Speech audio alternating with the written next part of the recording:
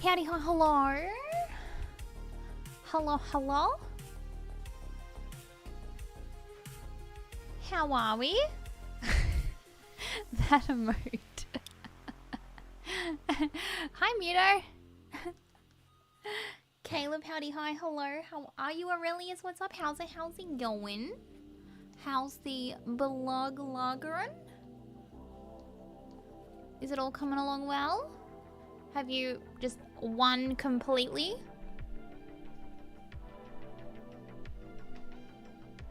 Tell me everything. Hi, Fateless, how are you? Just my eyeball. I even tried that and I just wasn't feeling it either. I can't take a good photo tonight, so I'm skipping it. I'm skipping it tonight. I'm just not feeling it. I think it's my hair. My hair's killing me. I can't stand it. I'm trying to get an appointment booked in. I'm just trying to hear back from my hairdresser on when she's free. Heckin' mosquito in here. Yeah, my hair's making me all self-conscious. But enough about that. Did complete a gold but not done gold on all. Which one did you get it on, Hauser?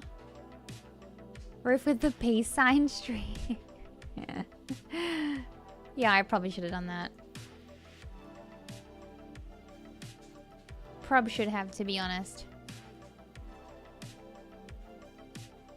Spade's Heart. Oh, yeah. That's a cool one. I like that deck.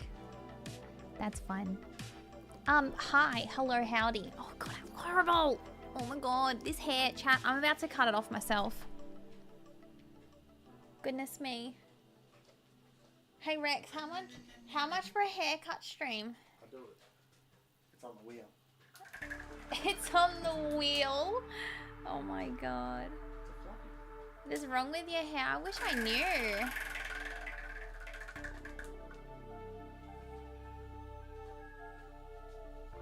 Oh, goodness. All right. I don't know. I might just push it back. And we'll hope that that's okay. There we go. It looks short. When people ask why I don't have long hair, this is why. Because it's horrific. Oh, popcorn? I'll just have a little... Ow, that is so hot. I didn't think it'd be that hot. That's all. I'll just have my 2 pieces. Thanks. Say hi to chat. Don't. Do not flip chat off. You are just a hand. We don't have a background.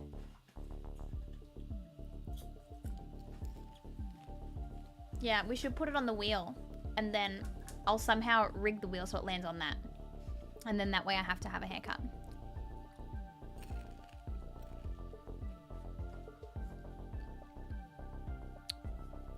How are you, Geordie? Chat, how was your weekend? Tell me the things and stuff while I open this game.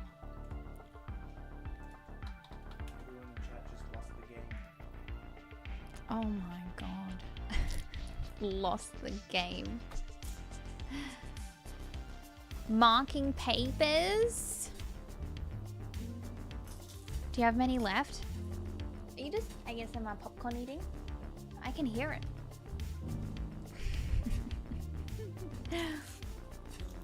Oh my god.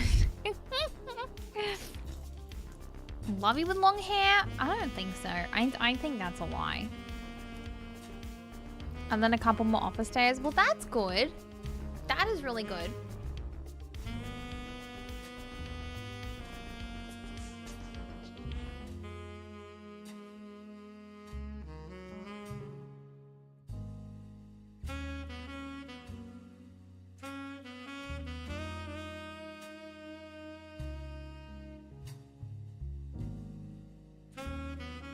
Banger of a song. Did y'all have a good weekend? Anything new happen? Any things or stuff?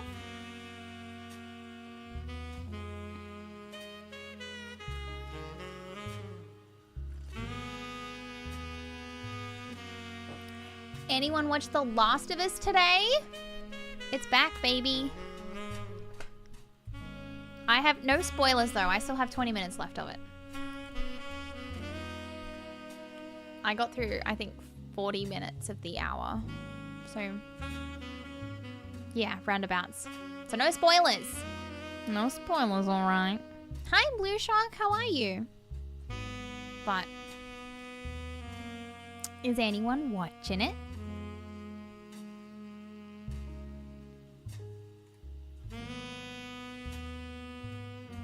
Oh my goodness. Chat, we need to talk about streaming services having a standard with ads tier. What is up with that?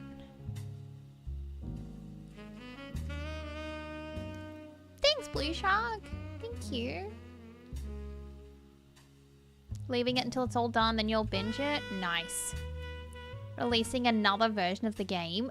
Dude, I seen that. What? Okay. In the most respectful way possible, what are they doing at that studio? Cause I swear it's just The Last of Us re-releasing over and over and over and over and over again. Mocock, hello, good to see you. Hi Phoenix, good morning. How are you?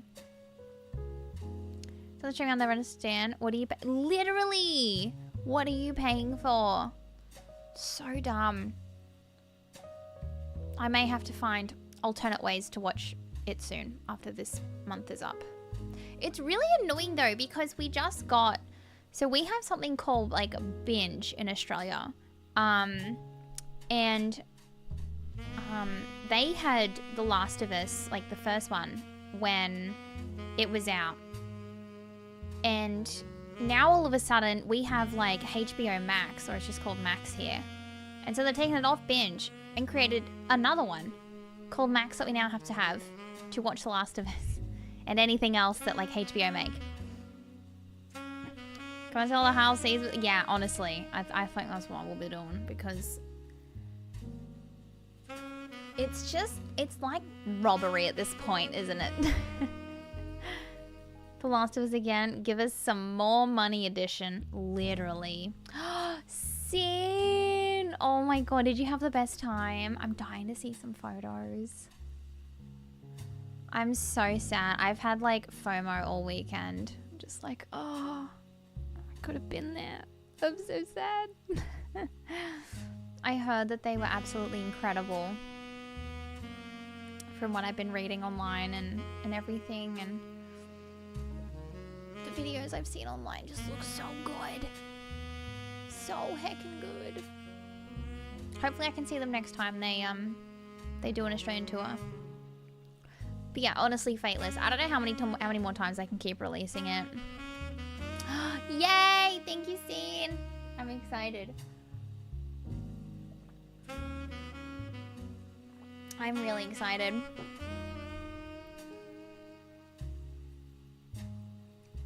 Yeah, who works on, I know it's like Sony and whatever, but like, who works on The Last of Us?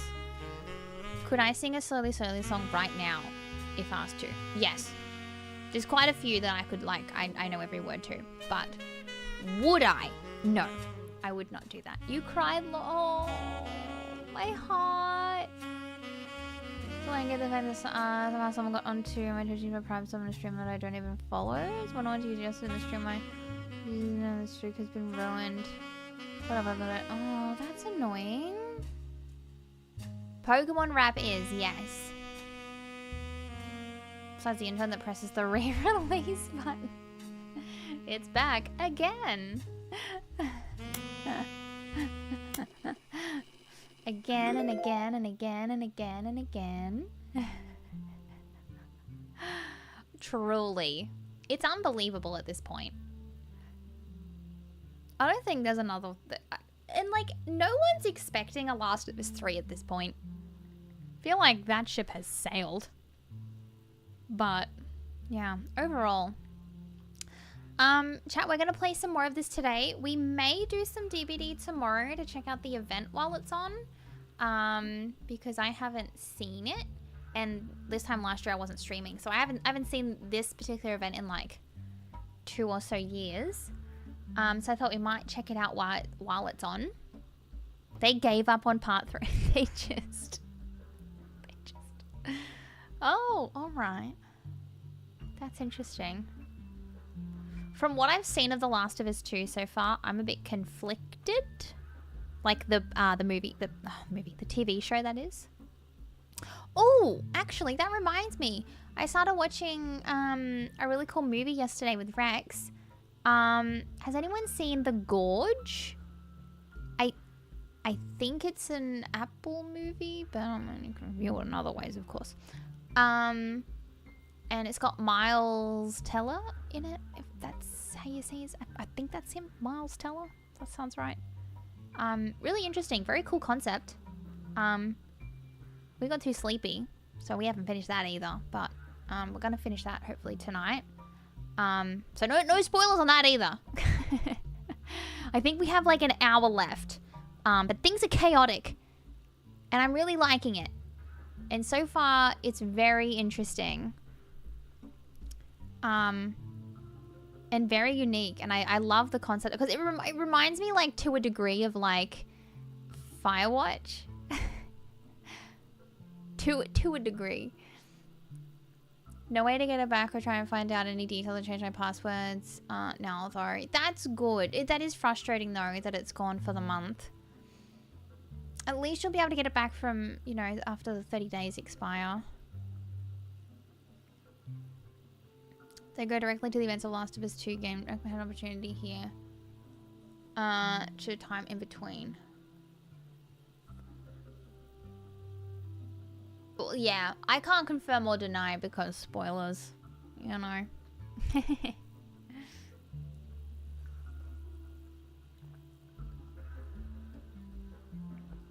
Did everyone have a lovely weekend though? Was it good? Was it good?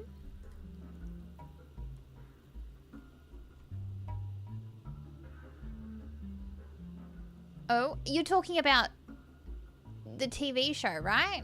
Season 2? Oh my god, I forgot how confusing this was. Ah!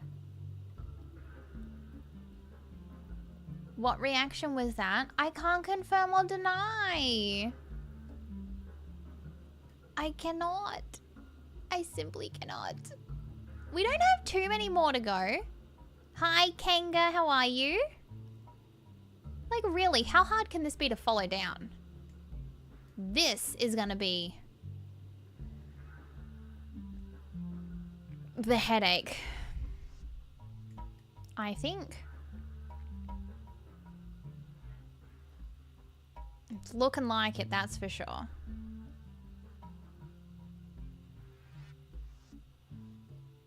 Oh, watching Loki? Enjoy. I never watched the second season of that. I think I'd probably have to rewatch the first one before checking out the second, because I don't really remember, you know, the nitty-gritty details about season 1. But yeah. If anyone does watch The Gorge, let me know what you think. If anyone doesn't know what it's about, let me give you the rundown.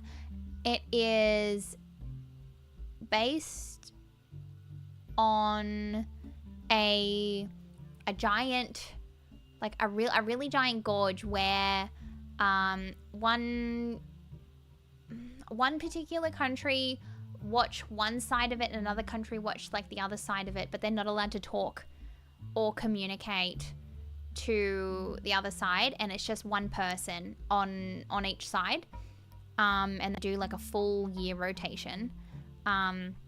So very like military, and they don't know like what's in the gorge or what they're necessarily trying to keep from escaping, yada yada. But yeah, really cool concept. Your third rewatch, that good, huh? Really want a new game that's relatively popular in Europe but not in America, so it's cheaper to pay to ship and use on American items and sourcing them in the UK. When you say game, are you meaning like board game? You loved it, Sin. I'll let you know what I think then when we finish it. We should hopefully finish it after stream tonight. I'm hoping. Just gotta wait it out. Of course, put up with that. Now, no choice because situation that needs to be more protection, that sort of thing. Yeah, that's it. Maybe double check your two-factor authentication as well. See if maybe there's any way to, yeah, make that even better. I don't know.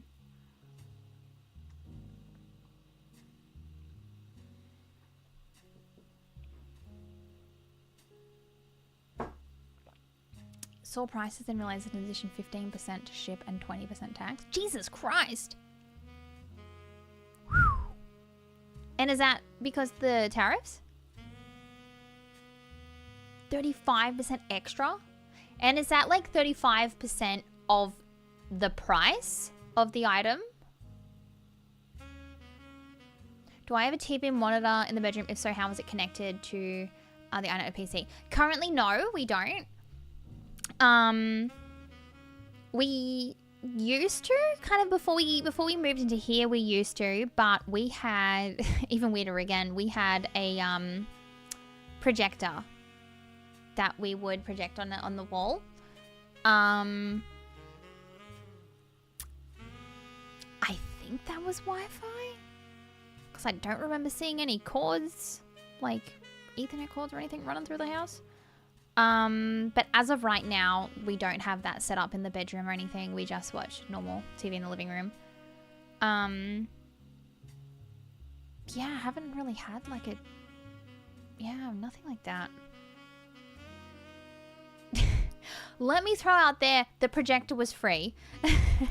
we didn't go out and buy one.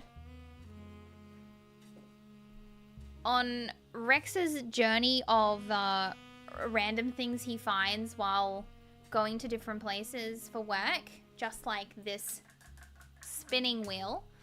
One of them was a monitor that was broken, so was being thrown out.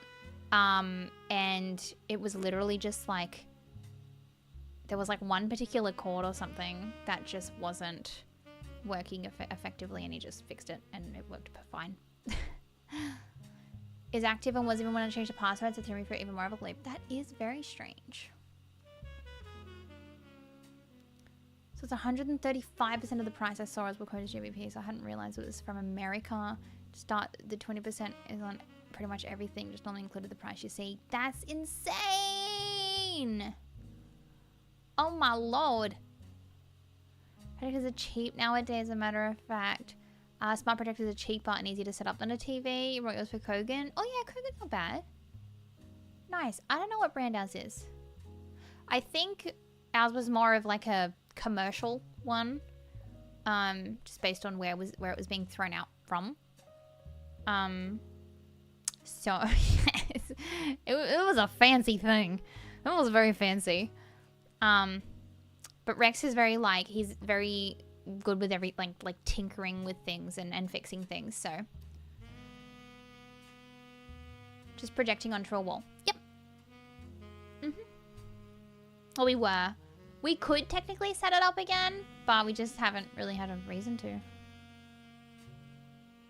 When our TV broke for a while there, probably about two months ago, I want to say,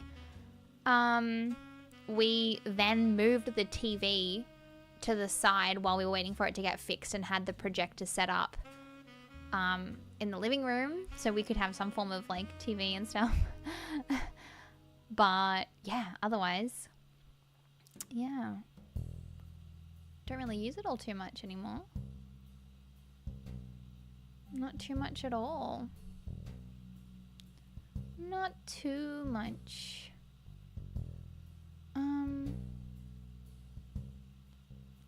I feel like there was something I was meant to tell you guys and I don't know what it is. Oh, streams from like end of the week, probably from like Friday to Friday might be really weird. I don't know. It's just kind of gonna be like random streams, I guess. Well, 59. Hello. You won't be on when I get home, so have this now. Thank you. Thank you ever so much for the 59. Appreciate you very, very, very much. Hi, Ciara. Happy Monday. We're just finishing chatting and then we're going to be diving back into it. I'm going to need like a refresher, I think. Oh my goodness. How are you? Letting the PC control it all and have a monitor in the bedroom be connected via Wi-Fi. That's a cool idea. Yeah, why not? That's fancy as. I love it. I love it. I love it. But yeah, streams from like Friday to Friday are going to be probably very weird. I still need to try and stream as much as possible. But all like Easter long weekend, we have plans on like every day. So, just like seeing family. We have the Easter show one day as well. And then as well, my dad is probably coming down to visit next week. So there'll be time with dad as well while he's down. And yeah, it's just busy. So I will try and be on when I can, but yeah, just know that from the end of week, streams might be all over the place. But I'll try my best to be here as much as possible, because I wish I could just like take the week off, but I cannot. But yeah, that's alright. That's alright. We make do. We'll make it work. I just, expect things to be random. Starting a work day. Oh no, did you have a good weekend though? Your parents will be here from Thursday. Oh, they're flying in. Amazing. But yeah, that does mean busy, hey.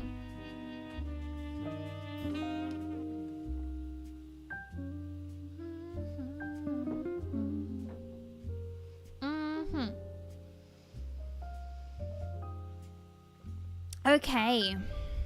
All right. Wonder if we can find this more so down this way. Because we pretty much solved this. We just don't have enough to lock it in. But who was unbelievable? Heckin' Elias, man. Okay.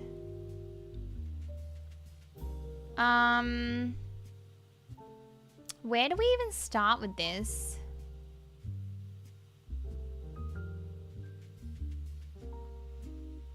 Maybe we check the evidence first. Family man. Yeah, we all know he wasn't. Had a great weekend. Had a Sunday family dinner. Was able to check in on my uncle's doing really well, considering how bad off he was on Tuesday. That is really good news though, that he's doing well. I'm so glad to hear that. What was keeping you last weekend to look into slowly more? Wait, what do you mean? What do you mean? Also, can I just say, I kind of hate that he's on this tree. Something like a promo. Oh, slowly had the Sydney concert on the weekend.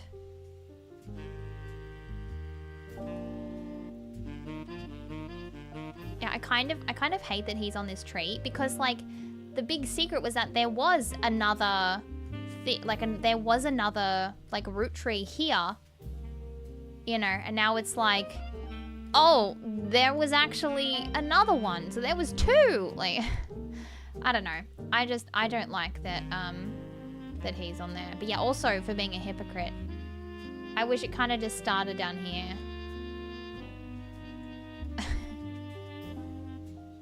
It does. Yeah, we'll say it does. We'll say it does. All right, let's see what Mr. Family Man himself says.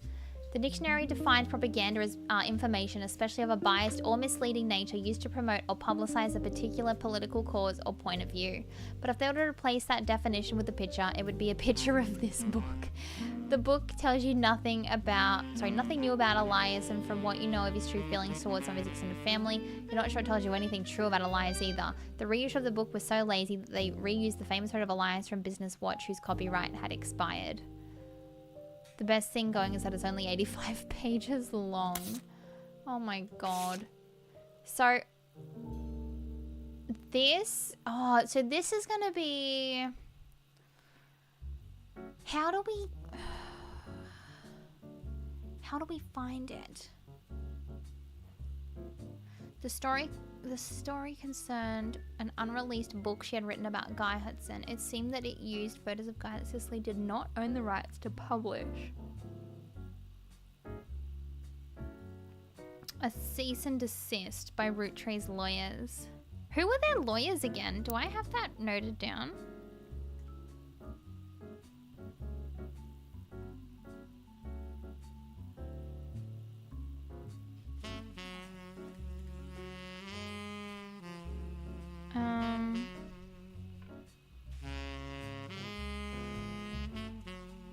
Written a few more books.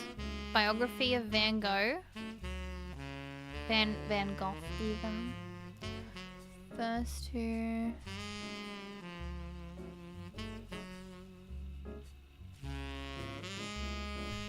Sorry, chat, one sec.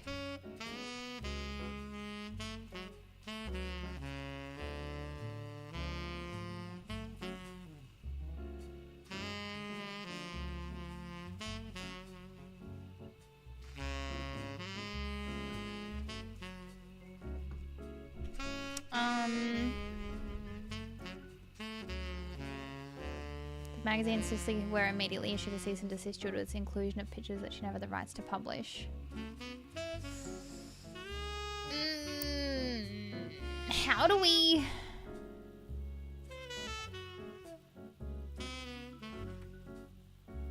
I do want to read about the potentially demonic fish toy. Why do you ask?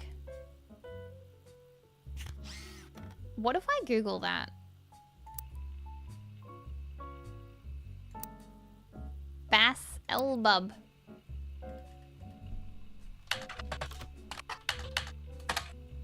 Damn it. It was worth a shot.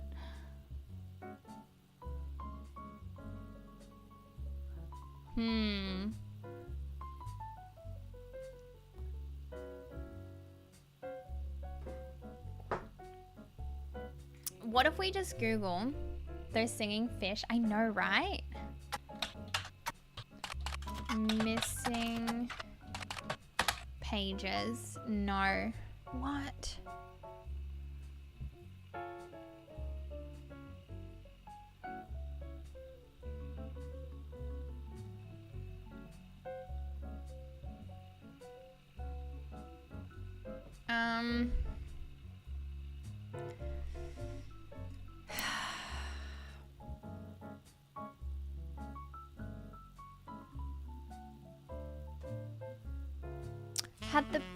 Had the relevant pages removed.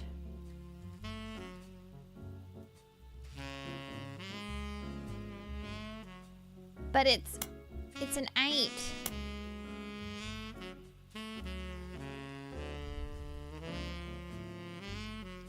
The lady? Yeah. So just here. And I've got those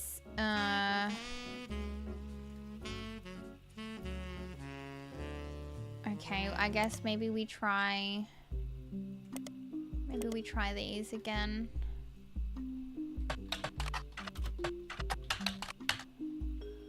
Maybe we do.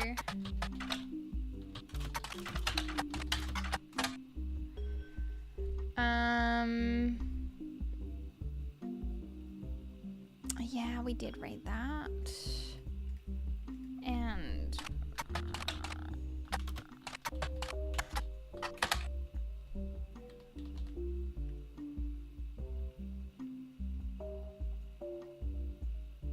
also traveled to Thailand to investigate these claims and talk with some of the so-called converted.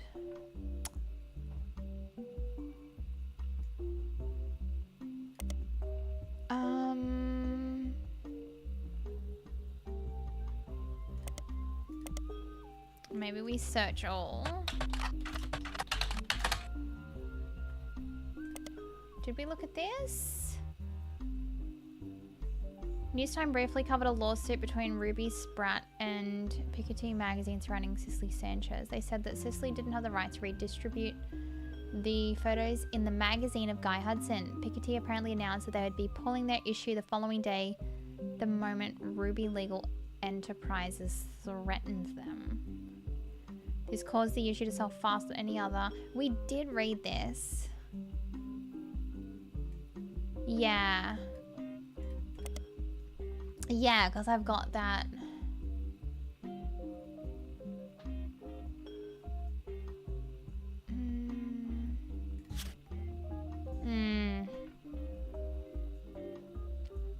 Yeah. But the company from before this year, though all the articles tell the same tale to the fiasco of the 6 pieces and the revelation that the Root Tree's internal law group was complicit in such a cover-up. The Ruby Legal Enterprise Group now seems to have ties to multiple aspects of the Root Tree Corporation, including the candy company. They were recently in the news due to a high-profile lawsuit.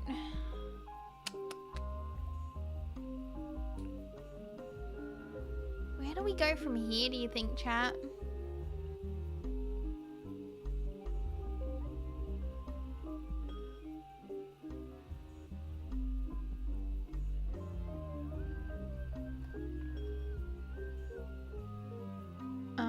Sorry, one sec.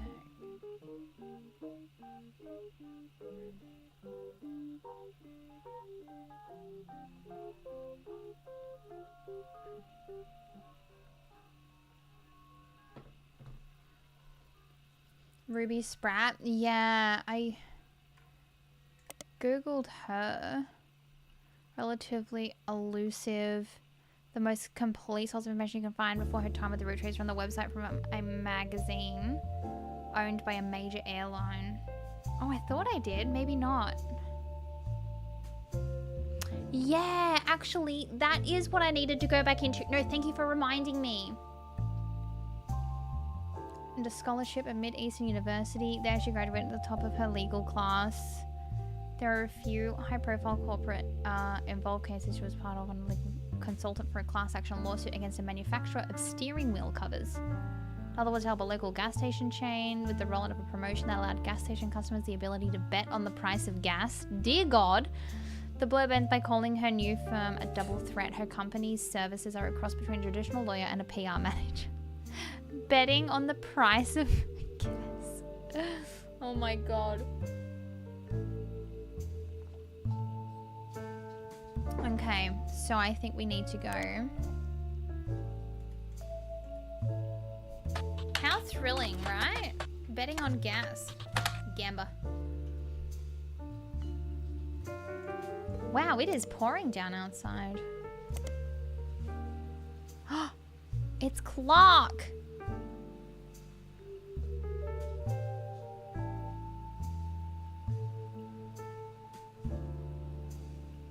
Hi Instax, how are you? Clark, as well as Ruby Spratt and her company, Ruby Legal Enterprises, were featured in Business Watch after the company took over as the keepers of the Clancy Trust. Ah, okay.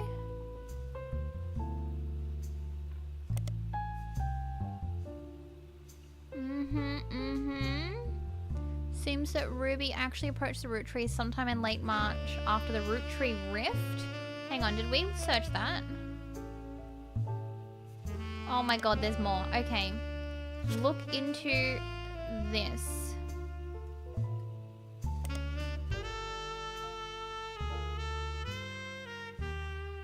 Okay. An accomplished but relatively low-profile lawyer, she offered to work for very little money so long as she could be a public face to build her reputation. The family quickly jumped on this chance, as many members often attempt to spend as little as possible. After looking at the Clancy Trust more carefully than anyone in years, Ruby came to the conclusion that Clancy Edward Root Tree's implementation was not legally sound, and that there would be constant legal challenges without some modifications. The family decided to put her in charge of the trust, both legally and as a public face, to prevent further issues. Her first move as sort of a trial run before she was even hired permanently was to help them draft a public statement accepting Sam into the family and declaring that they'd begin to address the Clansed Trust. This went quite well and they officially hired her in April. Ruby Legal is now in charge of many financial aspects of the company, including verifying any claims to the trust and organizing up the charitable causes such as scholarships.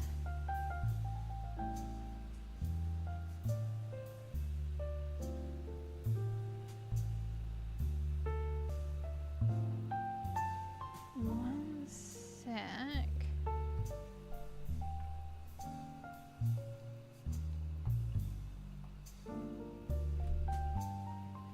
Okay.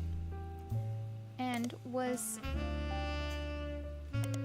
is Ruby Legal the same as Ruby Legal Enterprises? Yes. My goodness. So they threw her in charge, hey? Now let's search this. The three press releases from the Root Tree Candy Company after the release of 6 pieces referred to as the Root Tree Rift due to the clear conflicts between them. The first was fairly standard. It said that there was no president of the Root Tree Company, but that the entire family was made aware of the release of the book and they would be meeting as soon as possible. Only then could they verify the legitimacy of the claims it raised and decide next steps. The second release was emailed to business newspapers 3 hours later and announced that after a vote, Ron Root Tree would be taking over temporarily as an interim president. What? Ron? It also went on to state that Ron was aware of the book, had verified the claims within, and would be looking into compensating Mrs. Madsen and her family immediately. It also stated that the company lawyers would be taking immediate steps with the family to revisit the Clansed Trust terms to make sure nothing like this could happen again. Ronald Weasley? It was quickly clear to business reporters and analysts that the time between the two press releases could not have been more logistically sufficient to gather a majority of the family, even using conference calls. This was reported on many news channels, and a third, much shorter press release came the next day. It claimed that a draft of the announcement was made prematurely and that Clark and Ron would be taking over as the company's first joint presidents. Oh my god. Good evening! How are you? Wow.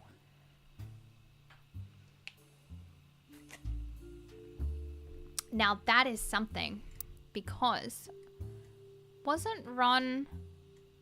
It is him. I was gonna say, wasn't he the... What?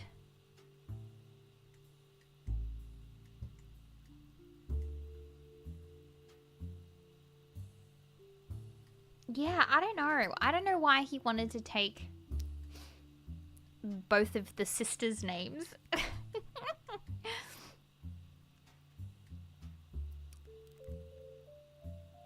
Okay.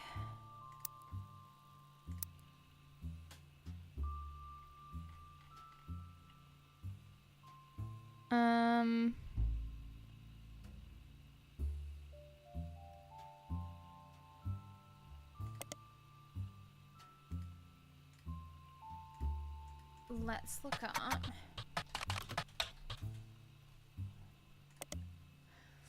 Business Watch ran an article about 2 months after the Root Tree Rift. What really happened with Root Tree? The article mentions that nobody from Root Tree,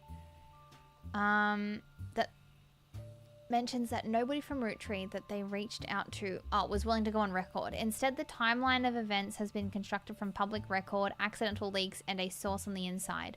The only parts that are new to you are also the most vague parts and the ones supposedly confirmed by their anonymous source. The timeline says that the family actually held a preliminary vote after Carl Roottree died, but before the release of 6 pieces, and decided they wanted Ron to take over because of his experience running RR Productions and because he was a well-known and well-respected Root Tree. but Ron seemed way too eager and personally motivated. They were worried he would gut the Clansed Trust to remove Robbie Roottree. The family was notoriously unwilling to do anything that could risk their wealth. They stalled and Ron became frustrated with the delay. When Six Pieces came out and he saw his chance to force action while the family was in the limelight and released the press release himself in an attempt to get the ball rolling faster. This caused chaos within the family. They tried to save face by allowing Ron to take over as co-president with Clark, but according to Business Watch's source, Ron was impossible to deal with. It seemed like he was unwilling to protect the Clansed Trust, and they eventually let him go. After that, the role was passed solely to Clark, who nobody was excited about, but seemed like the safest choice. What?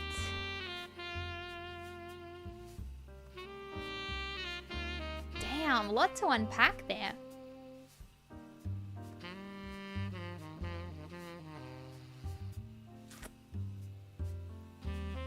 Okay. Presidents.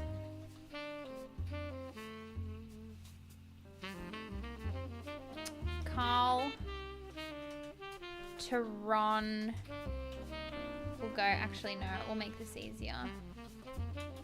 Carl, Ron, and Clark.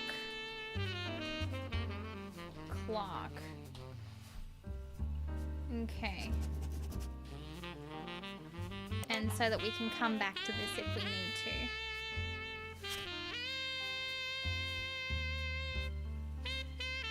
Okay.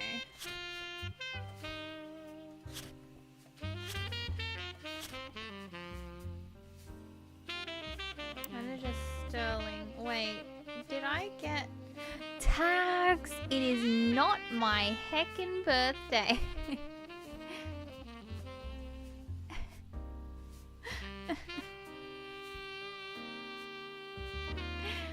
Unbelievable.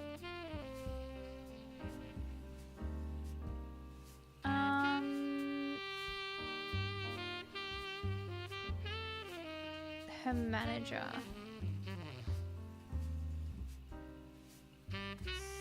So, her quite a lot of overlap. There are countless advertisements for Edison Records. Seemed like the lawsuit was set out of court and US was to shut down. Sterling Edison. Okay, so that should be him.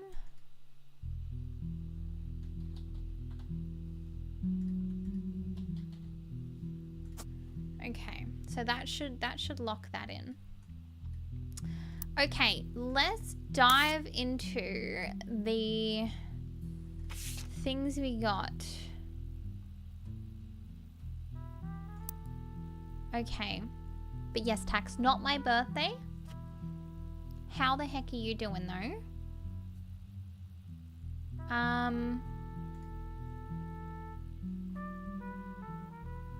So that was when Zach was president. Hi Simo, how are you? And as well as Christine Farrow. Joanna Robertson is no longer listed among the secretaries, but Joanna Fellows, so that was her married name. Nope, Kingslayer, that would be lies and slander.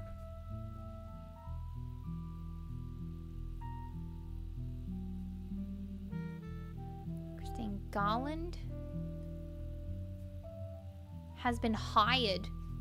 So they like replace the name.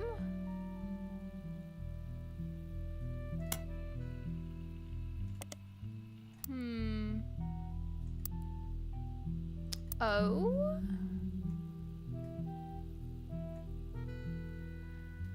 Yeah, so she got married here, has been added to the list. This says has been hired. What have we here? Antonella is an Italian restaurant and it has been in the Butler County Times twice. I am so sorry for my stuttering tonight, chat. It's probably so insufferable to listen to. I keep getting tripped up on my words. The owner, Rochelle Zimmer, sold the land the building was on, and at the time of the article, she was unsure if the restaurant would move to a new location or if she would retire.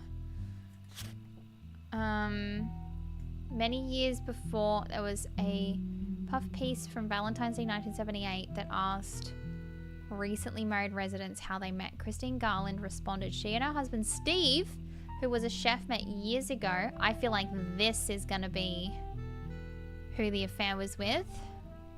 Can't even... Okay, thank God. Hi, Jay. How are you?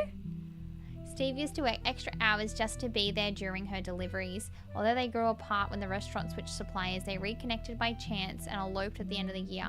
Now she has a bun in the oven and they're both working as much as they can. She's a secretary but went back to delivering produce, trying to save up money to move to Boston. I don't think that the bun in the oven is Steve-O's. Good, how are you? I am good as well. I am exhausted, but good. But yeah, I don't think it's Steve's. I'm gonna throw... Using the wrong ingredients. Whoops. Garland, was it?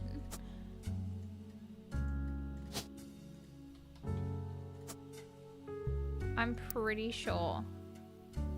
I'm feeling...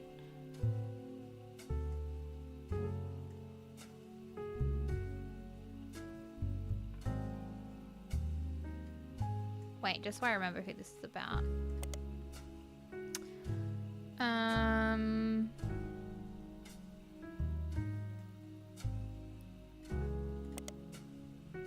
Okay, nothing there.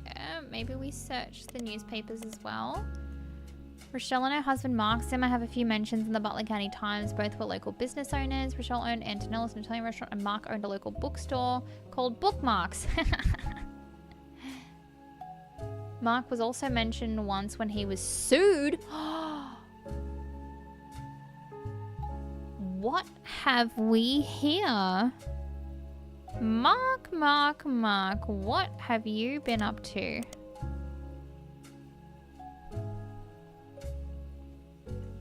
Okay, maybe we have to search it through. Steve Garland has mentioned a couple of articles. The first was an article about how his wife met. The second is from months later in September of 1978, a listing for his weekend cooking classes, Gourmet for the Groovy. The blurb mentions that he's been giving lessons from his home kitchen for the last month so that he can keep an eye on his son. The third was from the 1991 and is titled Local Author. Okay. Sued by... Okay. Let's highlight that. It seems a local author by the name of Mark Zimmer was sued by Garland after Garland saw Zimmer promoting his book, Kitchen Tales, on television. His recipe book was partially plagiarized from the recipes that Steve Garland would give his students during his cooking lessons before he moved. The article mentions that although recipes are hard to copyright, Garland accompanied each recipe with a short fiction about how he learned it. These usually doubled as a way to remember certain ingredients. Garland's bean salad, for example, involved making a trade with a gnome for some magic beans. Apparently these stories were found word for word in Zimmer's cookbook, in addition to additional stories that followed the same format. Okay, Kitchen Tales by... what's his name? Zimmer.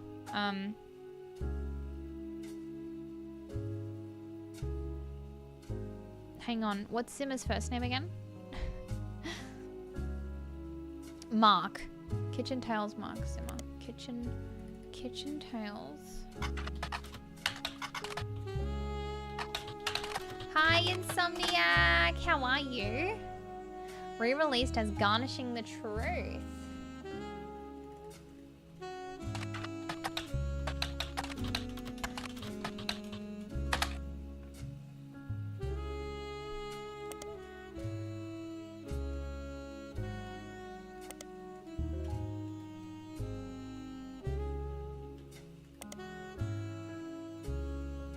Not Hans Zimmer? Unfortunately not. Hi, Mark. Good morning. How are you?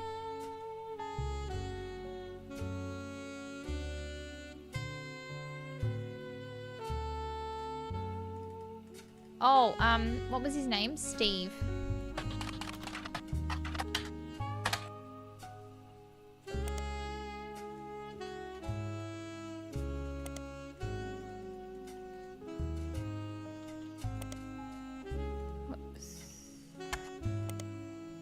Wait, hang on. There we go. My cat decided I don't get any sleep today, but otherwise fine. No sleep. It's going good. I think we're starting to be on another trail here. The introduction of this book is a series of acknowledgements from Steve. The first is, Christine, thank you for everything. Your support means the world to me. You're the apple of my pie. The second is to James and Robert. You're becoming amazing. Okay, I think we've got the kids.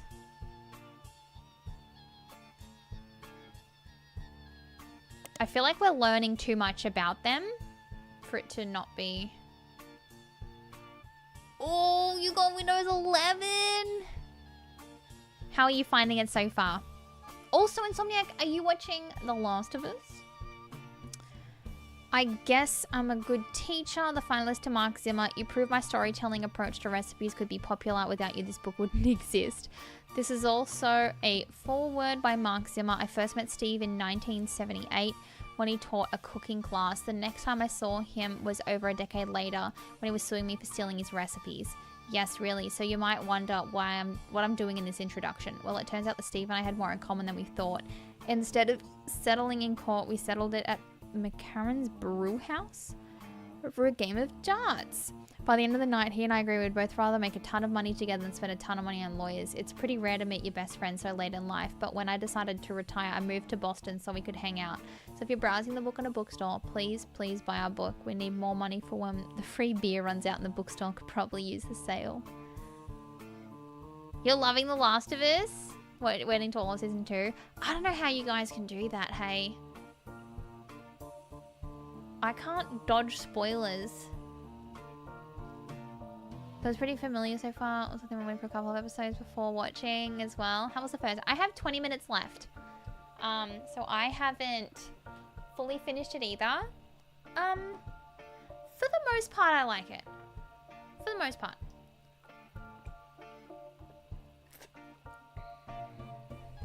McCarran's Brew House. Pub in Boston. On the site's list of famous people who had a drink there, including the former president, not of the Rotary Company, Kennedy. There's also a few listings of television shows. Garnishing the Truth, which the site has this to say about local and regular Stevie G. We prefer cocktails, but he gave us a shout out, and we ain't gonna say no to free press. Not too worried. Yeah, that's true, I guess. Yeah. You already know.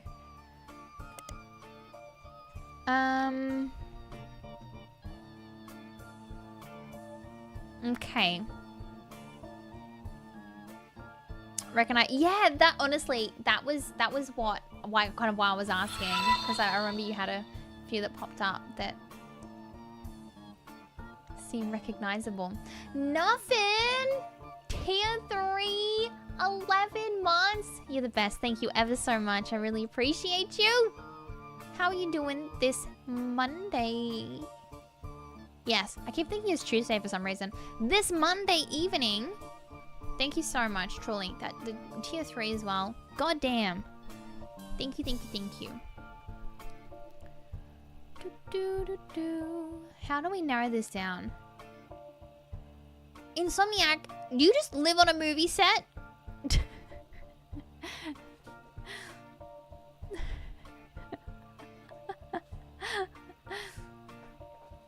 Does it feel like when you're just going for a walk or something, does it feel like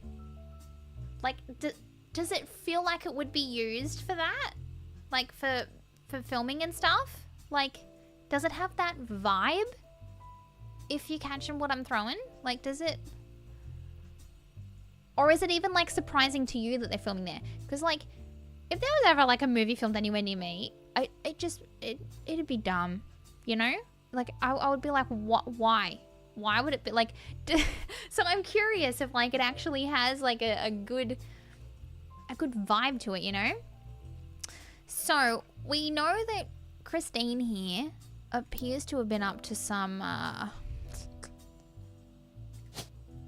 fanciness. That's for sure. Garland. we definitely know that something was up. James and Robert,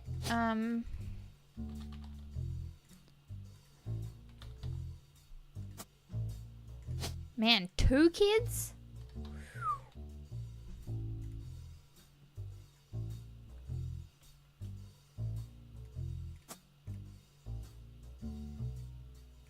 Both becoming incredible chefs. All right, well, let's just see if we're right here. Whoops.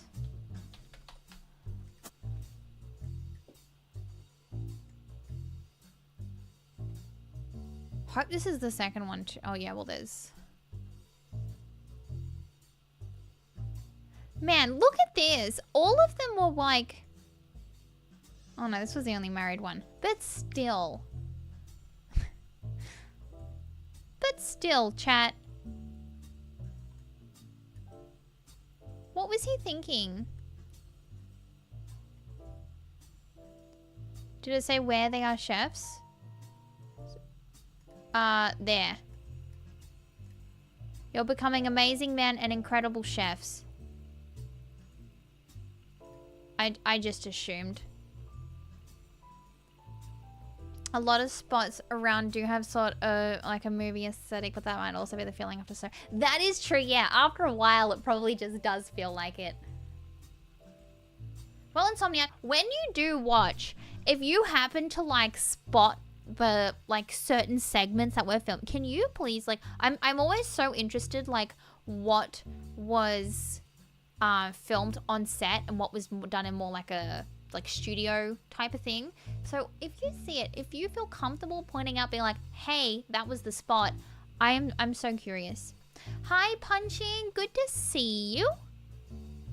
Hello, hello, hello. And thank you for your kindness, dude. It's always really nice to read your message. A business name? I don't think so. Did we have one?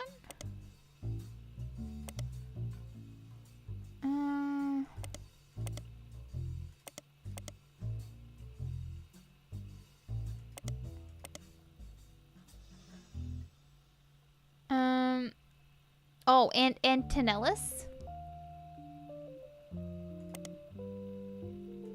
I think. Was a chef at Antonellis, met years ago when she delivered produce from her mother's farm. They're trying to save up money to move to Boston and open their own restaurant. Might be pretty hard since much of the whole... Oh, wow. All of it in that one? Damn. No, I got you. I got you. Been a busy day. 2 in the morning? I couldn't do it now.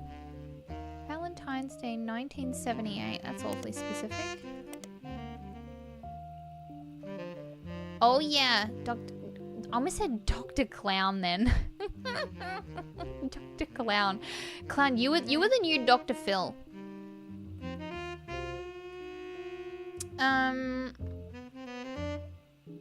Okay.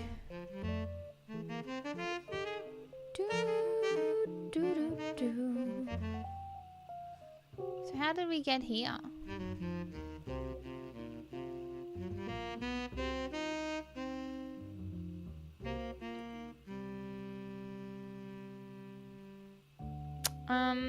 In 92, and then when did this happen?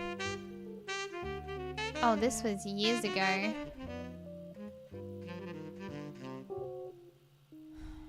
It's not reading enough books. True.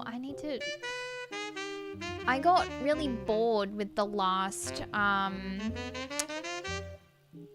Scythe book, and I found it so hard to continue on, and then I just stopped.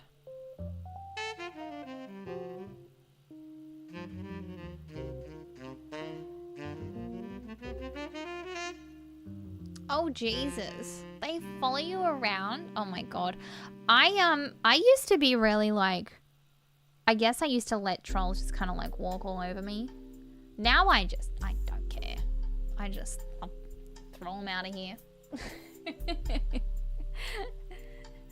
I feel like you get to a point in streaming where you just don't put up with people's nonsense, you know? You just don't do it.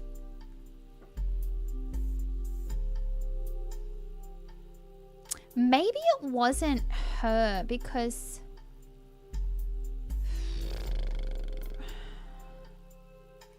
when was she fired? A year later, okay. Just want to show that most streamers that want proof. But Ralph, I love Ralph's streams. They're so good. Truly, always 10 out of 10. I watched his playthrough of Detroit the other week. That was really fun. I love watching people play Detroit for the first time. I'm getting distracted here. Hang on.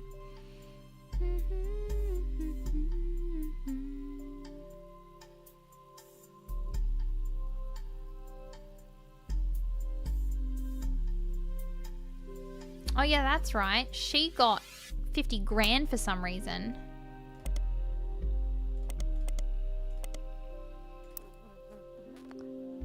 Why? Why did you get 50 grand? You were there too? Love it.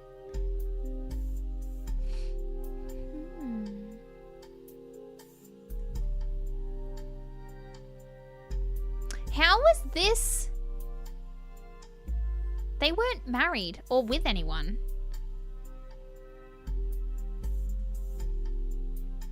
And neither was he. So like, what? Poor North. Oh yeah. Or is that gonna put you on the crime bot? You're already there, CJ. You're already there. It's too late. But yes, you do get pizza. It's worth going on the board for. How do we find out more? Guy was married.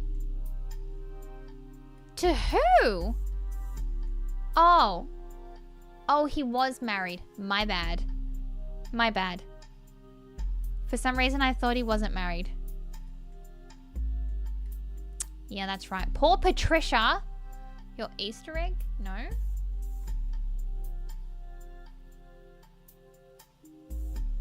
What Easter egg?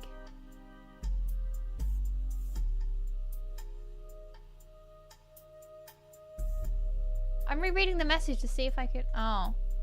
Alright, I'll let you know. Might have been a booty call. Defo Miracle's love child. It's confirmed. You're always on my crime board. Alright, where do we go from here, chat? What do you think?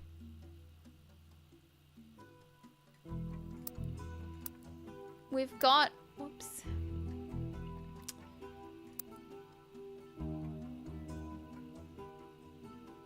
Maybe we try and find the kids. James and... James Zimmer. I guess.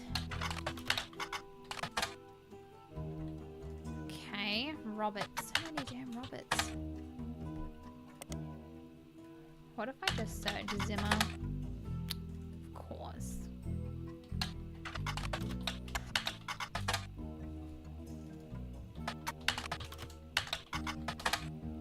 Ah! Zimmer. Zimmer. People always on our crime board? True. No lies there. Alright, take me back to this.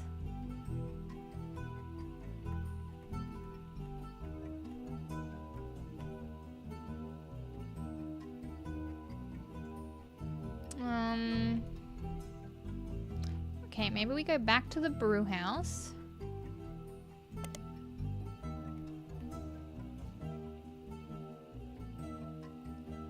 Stevie G? Is that just... Yeah, I'm assuming Steve Garland.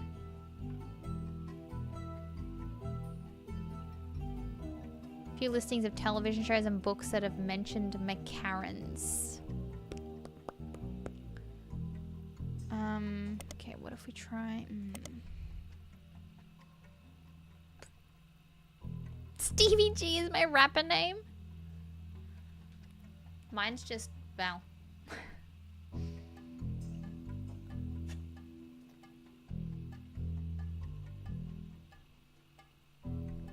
Fried Eye? Maybe we try that. Fairly popular restaurant in Boston. They don't have a website, but many locals seem to have mentioned them in various places. One more in-depth review explains that it's not a full restaurant, just a front door and a very small interior with a window. Unusually, the restaurant only serves vegetables, but lots of reviews say that in spite of that, it's delicious.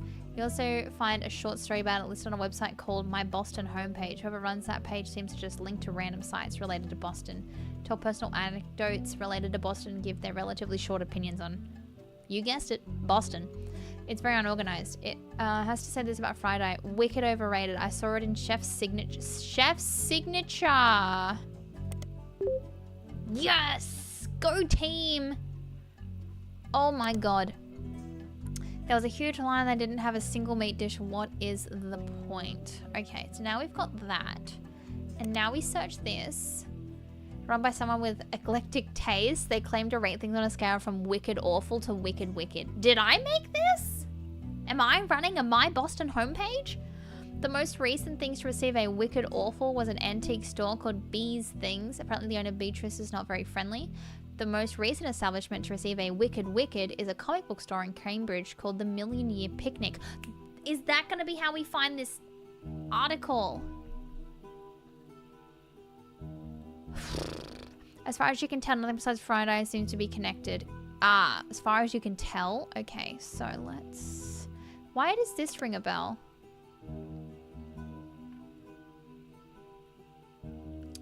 Let's go into random. The owner's name is Beatrice and the store's bee sting is supported by what can only be described as a swarm of bee-related imagery and puns on the website.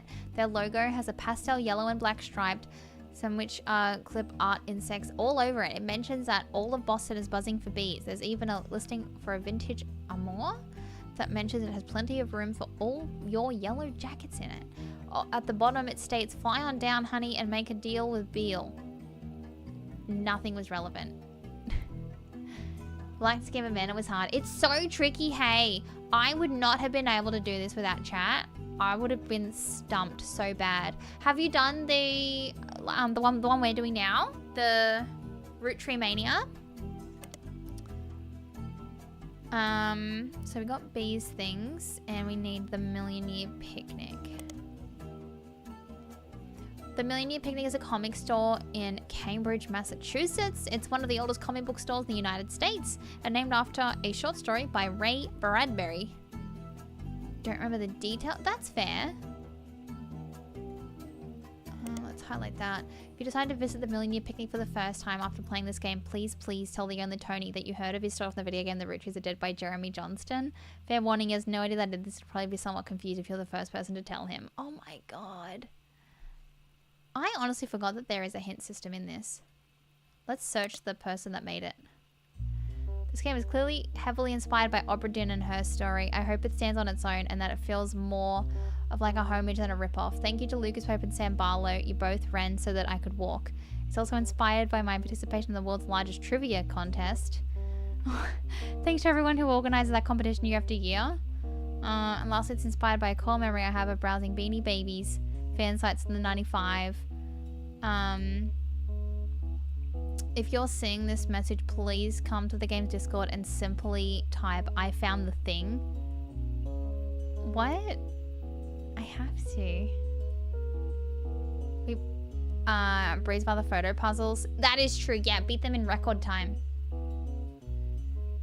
That is really cute. I found the thing. I'm so curious.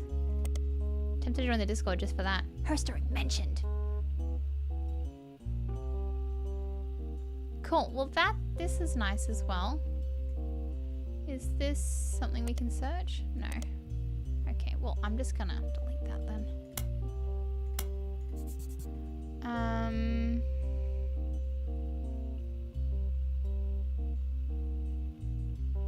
Leads to Easter eggs? Yeah.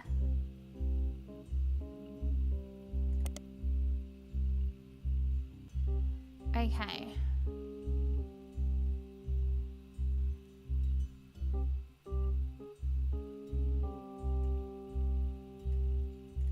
highlight this so it comes back here.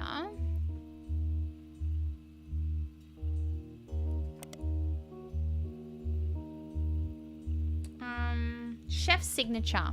Okay, so now we need to go back and go. Okay, now we try Steve Garland. No, that was just, we're back here. Okay, what if we go?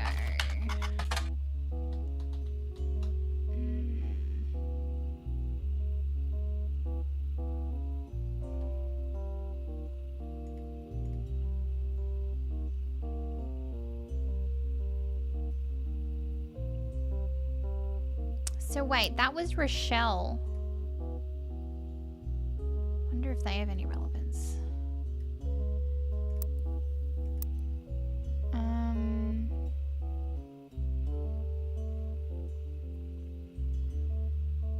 Both closed in 92.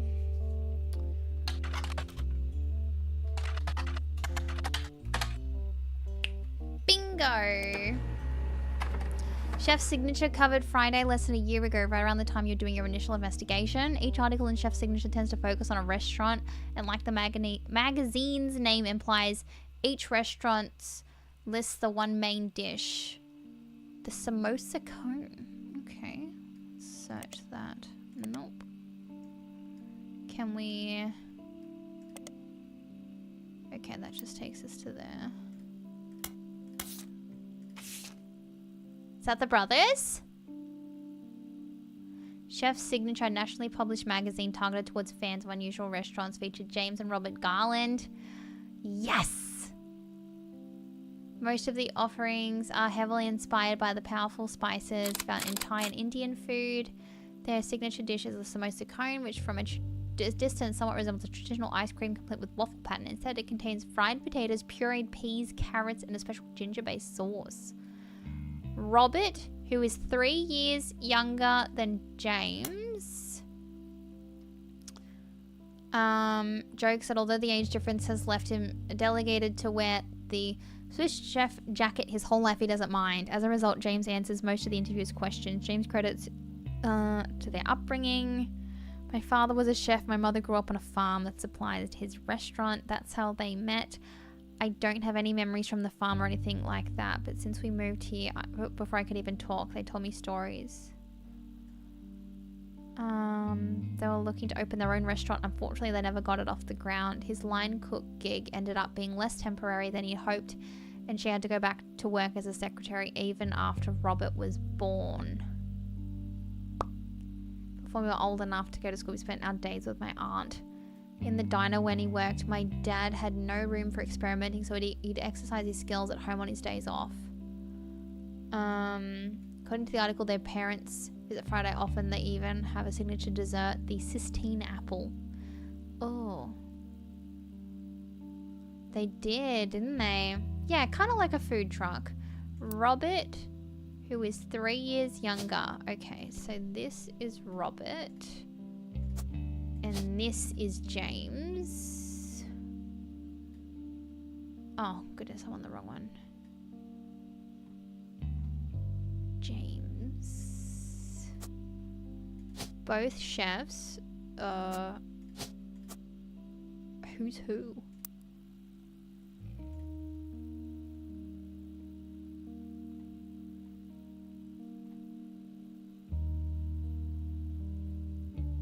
Robert, who is 3 years younger than James. So Robert was the younger one. Wait, what order does this go? Sorry. Oh, oldest. Sorry. Oh, God. It was right the first time.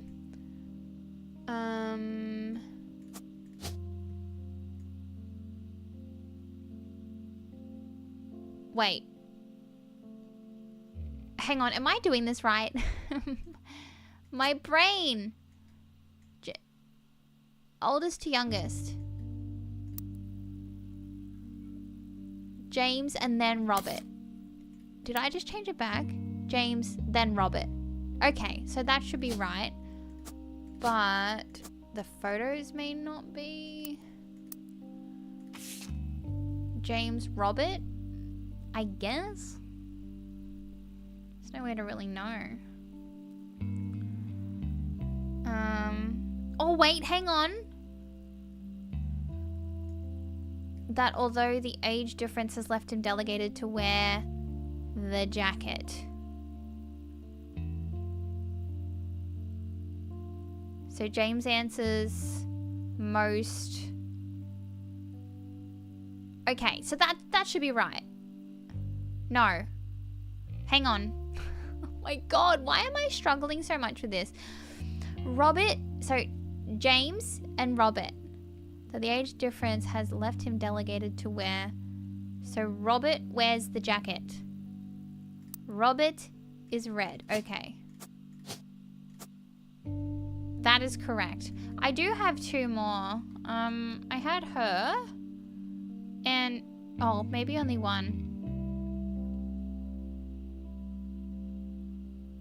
Didn't I have...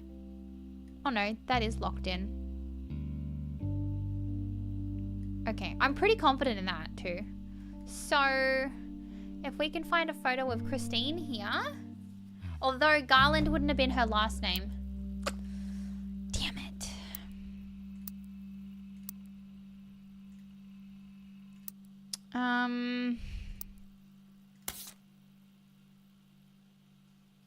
How are we gonna find this?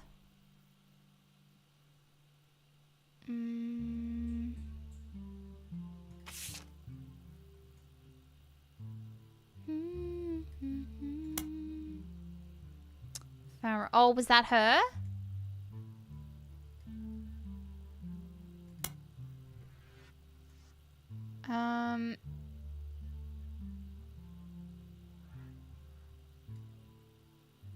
I guess so. I don't know. I'm just really confused because the wording is different here. Like this says Joanna Robinson is no longer listed, but a Joanna Fellows has been added to the list. This says no longer listed, but has been hired? That's very, very different wording. I might just be overthinking it, but I feel like that's really different wording.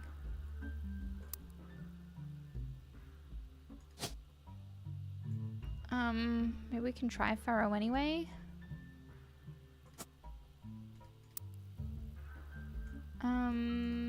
Let's try searching.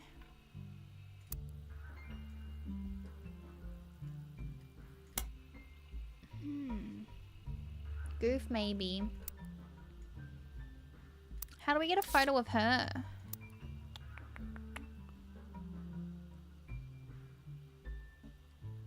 Because if we can get that, we're locked in.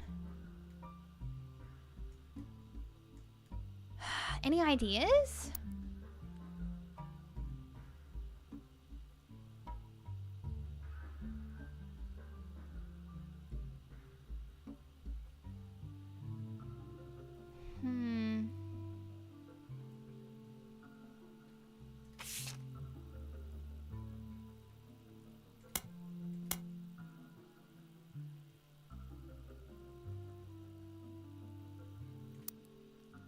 What was their kitchen tales? Maybe if we search.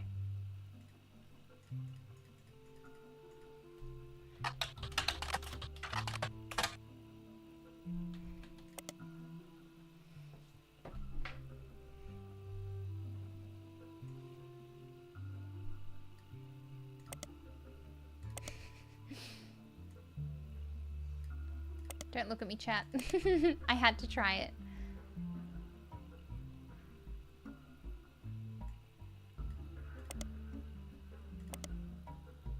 Hang on. Don't think we looked at this.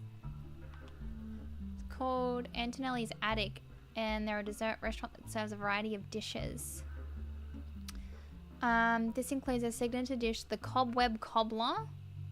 Oh my god. The Dust Bowl? Delicious as sounds, the restaurant doesn't seem related to your search in any way.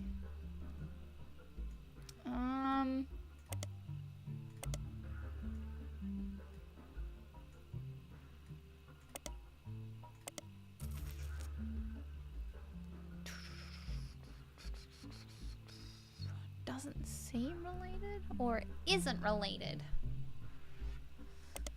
I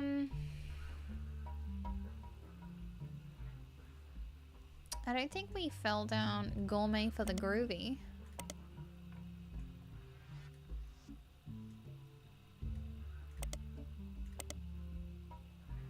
Okay, we're back here.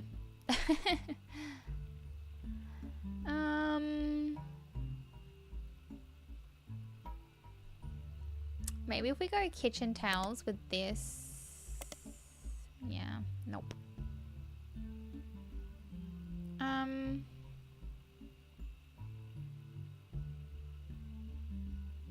Yeah, I could.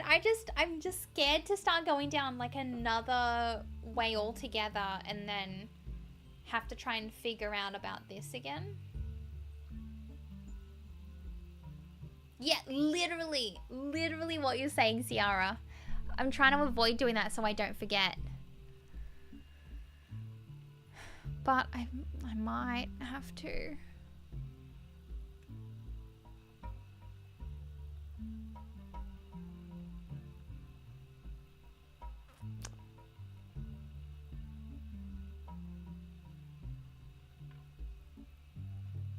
Yeah, that's gonna start another thing though.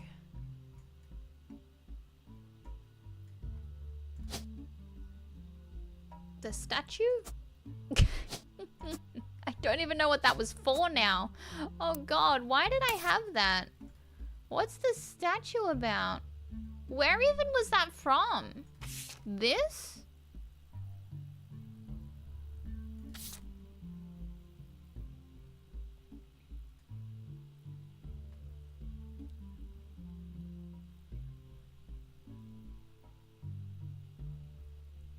Yeah, I literally don't have any others. I really want to find more on this.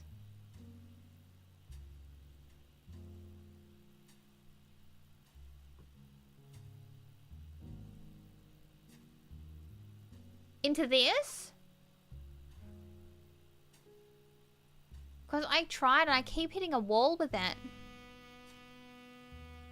I don't know where to go with it.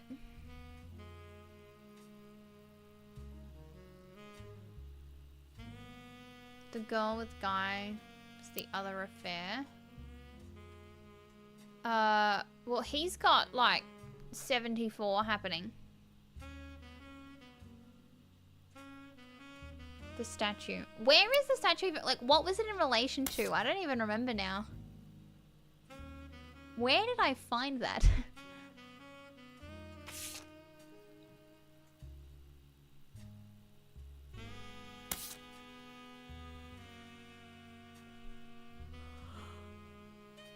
Stop yawning, chat. Oh my goodness.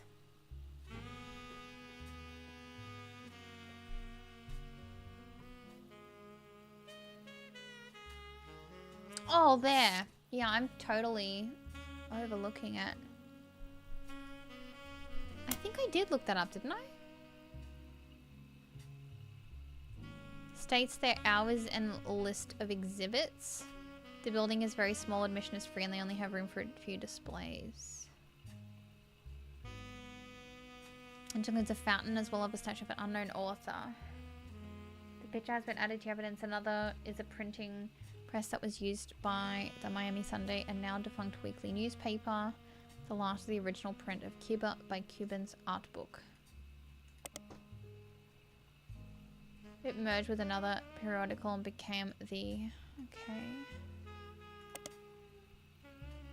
1949 and 1950, find a small website about quirky printing history facts that mentions that Miami Mercury Sunday was the outcome of merging two smaller failing newspapers. This resulted in one larger failing newspaper, which was only notable to the author because by combining the name in the way it did, it was tied the longest title for an American newspaper at the time, with a newspaper in Jefferson, Texas.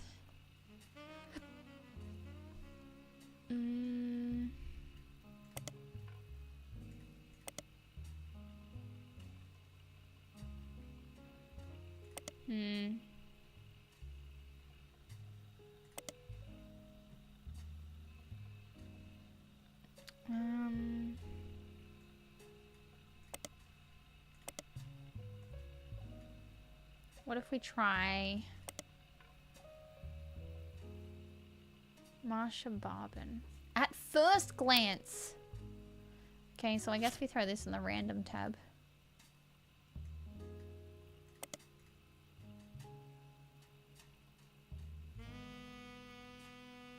A book of paintings. Okay. Marsha.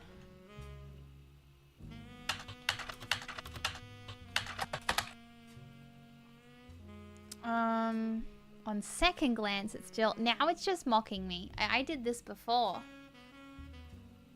I did this before. And I think that's why I gave up on it, because I hit a wall.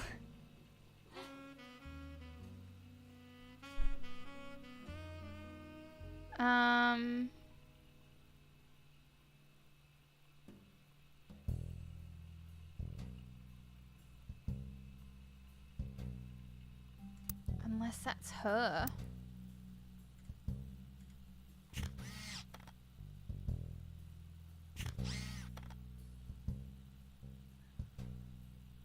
According to their site, is said to be of an unknown author. Miami Print Museum.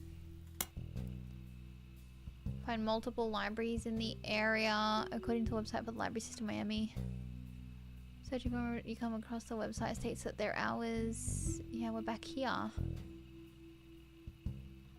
We're back here. Heck.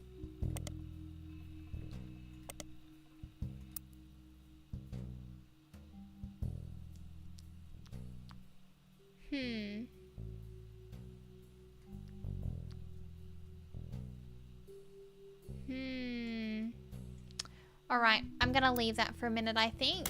I'm gonna go back to his expenses.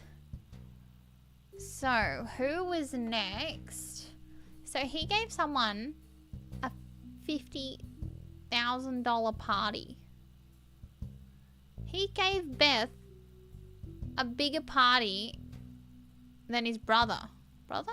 Uncle. Brother. Pretty sure brother. Cousin.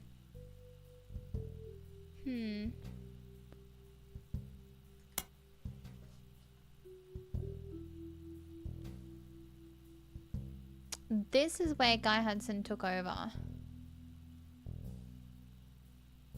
Elizabeth Cravensworth?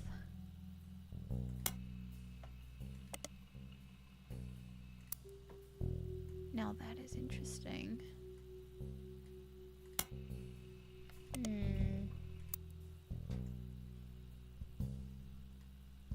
Raffitunes? The Raffitunes site that once had a photo of Clark on it no longer exists. Instead, it redirects to a site for a telephone number called 1010-250. Sprucey! Hi! Valis_SG. Sprucey! Thank you for the tier 3 for the 40 heckin' months! Thank you. Welcome back, Spruce. How are you doing? How's the new job? Tell me all the things and stuff. You managed to close it, but it sure is annoying. Phone number you can dial before making a long-distance call to receive a discount from the telephone company. For the past few months, it feels like you've been inundated with ads for it and other services like it. This includes TV spots starring celebrities, radio commercials, parodies of popular songs, and banner ads. Doesn't seem to be relevant to your search. The Raffitunes domain was likely purchased by a third party when the license expired. Oh. Well, heck.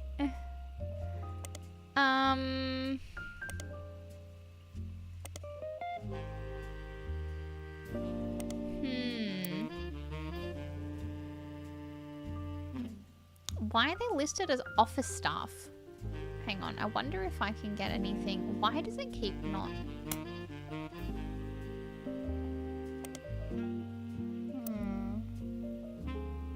Job is good, travel still hurts, working on cars all the time, in and out of work, feeling tired.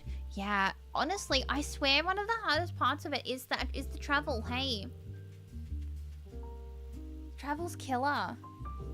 I hope you're doing okay, Spruce, and I hope that that it's not too bad on you, that the travel's okay. Christine Garland is no longer working for Root Tree. So that was when she left. Search a passing like Gwynneth Lawrence and they were major family members.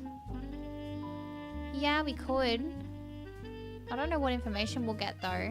This to do with. Although it could be worthwhile.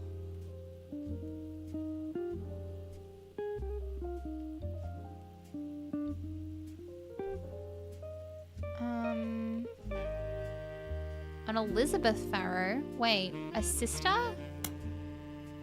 Oh my god, don't tell me he had an affair with the sister as well.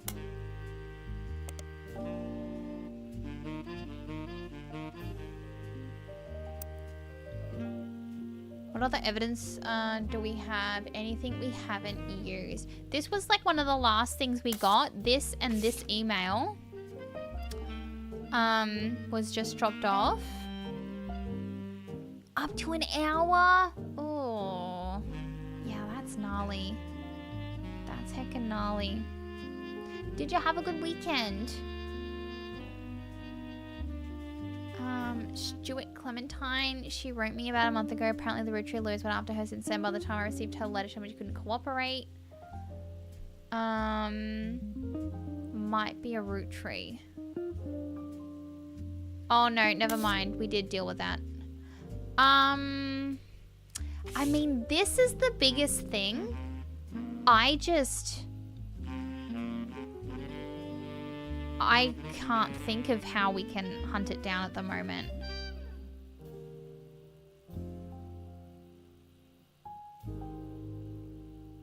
Working on a car. Oh no! More working on a car. Oh my goodness.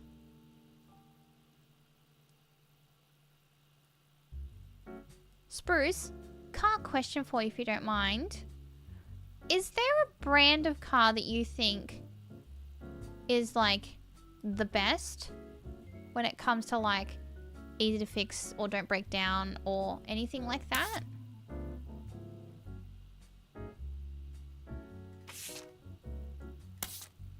Otherwise, I don't know. There doesn't seem to be anything else. There might be more here.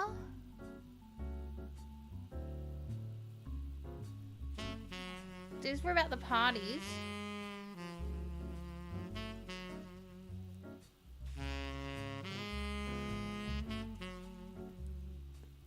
Hondas? Okay. One of Sam's farm supervisors had named Elizabeth. Elizabeth had a daughter who Sam never met, but who worked as one of Guy's secretaries. According to Elizabeth, a caterer from a... There it is!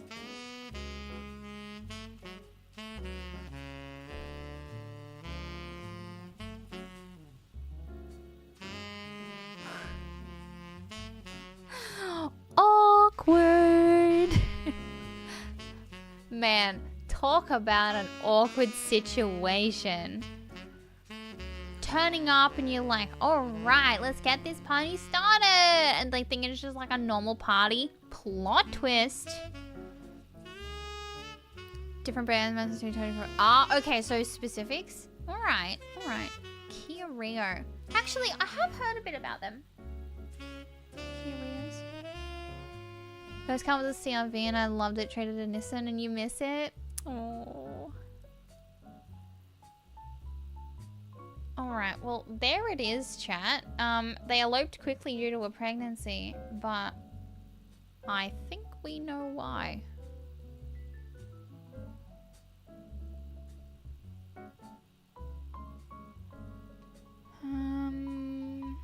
Unofficial businesses.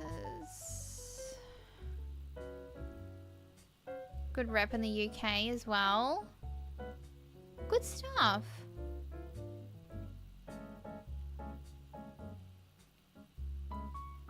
Beth. That's right. Who's Beth? So Maker had no issues?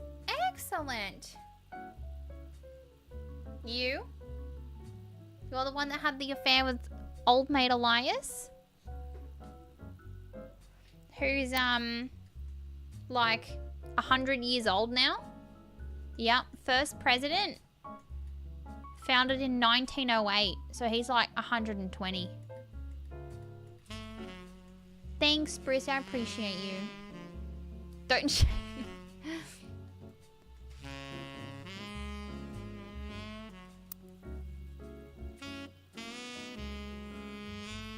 I'm just making sure we've got the right person here. You know there's 54 Elias's in this game. We have to be sure.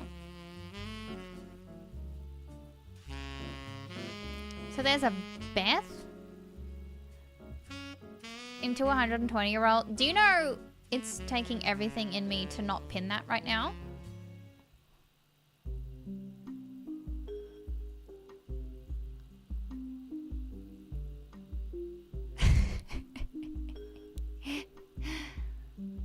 Vampires, true.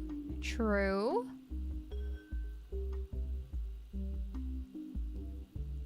So there's like 54 Elizabeths as well, which also makes things tough.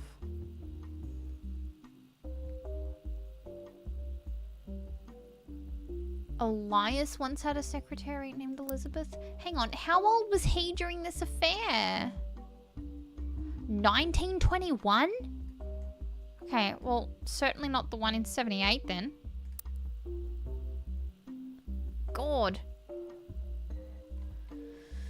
Okay. A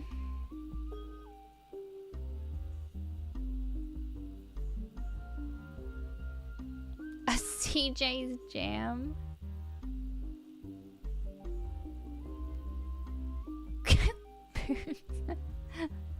Of all the times you could have come into the conversation there, Nate, that was probably the best time possible.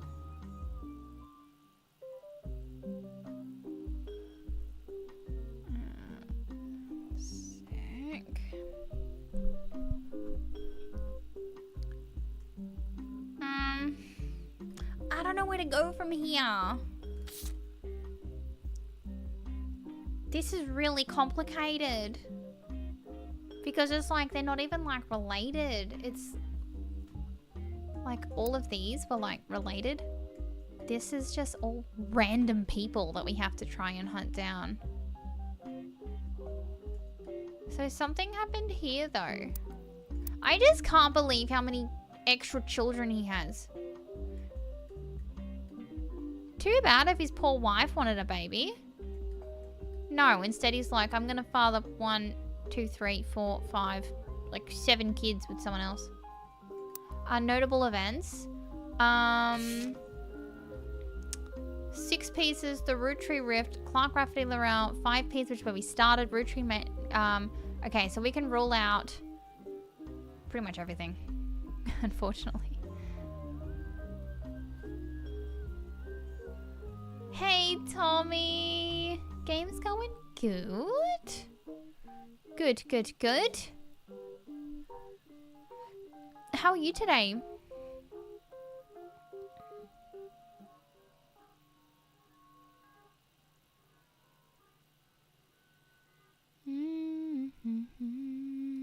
Yeah.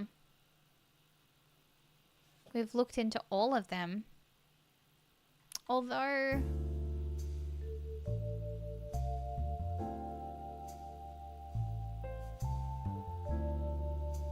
Easter vacation! Yay!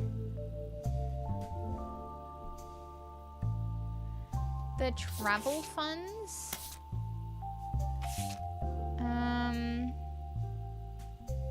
So this is where he took over. God, when didn't he go?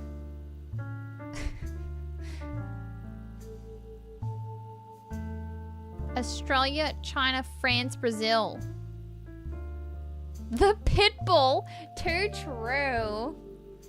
What's Pitbull up to these days?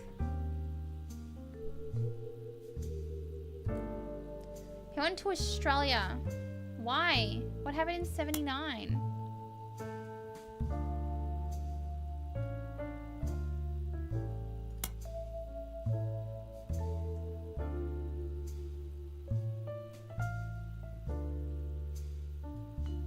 And they're no longer employed.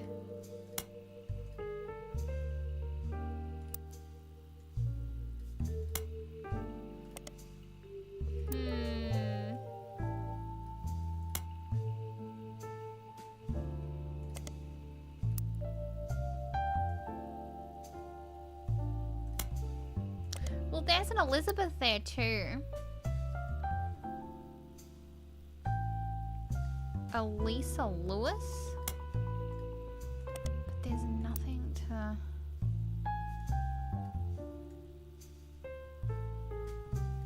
That only existed for 1 year. Hey DC, good to see you. Hope you're having a lovely night at work.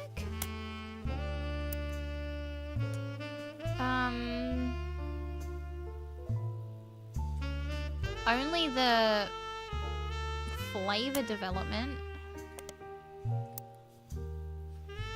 What if we...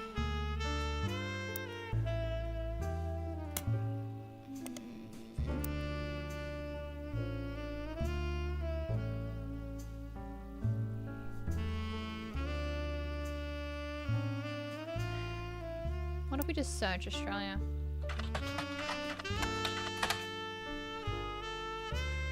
France? Maybe we search these places on here. What were the other two? China.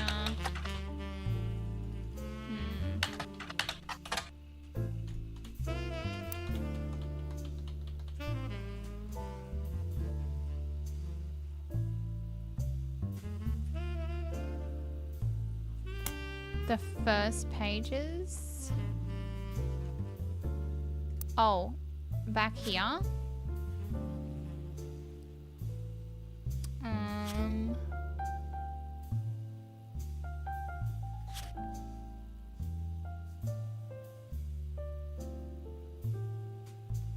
Not really. I've already looked into those.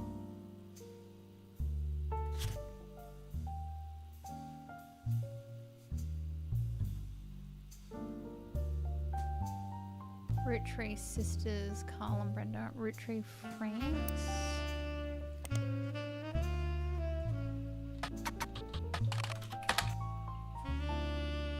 Oh. One of the companies created to manufacture and distribute Root Tree candy. It was developed as part of the Root Tree Everywhere initiative in summer 1979.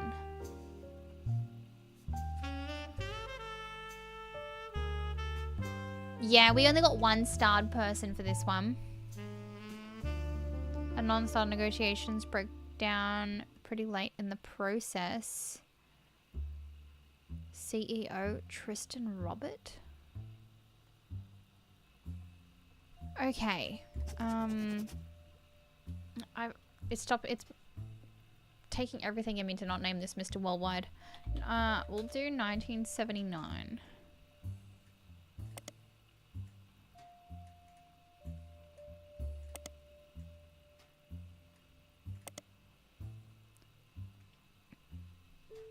Guy can't keep it in his pants. A businessman who at one time was in negotiations to take over Root Tree France. He is alive, and you come across an interview unrelated to Root Tree from a few months ago. It seems that other countries have not been immune to Root Tree mania, as you recognize the word Root Tree in one of his questions. It seems the interviewer snuck in a question about his experience with the company. The article is in French and takes some time to translate section by section. The translation is as follows. Guy, the president of Root Tree, was one of the worst men I have ever met. He approached my wife about having an affair, which she refused. He then kept insisting that this was the best way to celebrate the end of our business contract. I don't think he expected her to say no, and I don't think he thought she would tell me what happened. I punched him in the face and refused to attend another meeting with this man.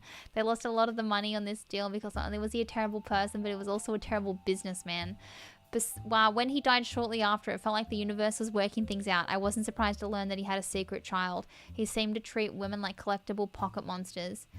It seems mentioning Pokemon sidetracks the questions a bit, and the interviewer never returns to the subject of Root Tree. Oh my goodness! Guy! Honestly though, good on the wife. Good on the wife for telling him and for this guy, but I mean, that didn't even stop him. He was like punched in the face, and it still didn't stop him from another few people. Oh my god. Okay. But here's the thing. Did she refuse?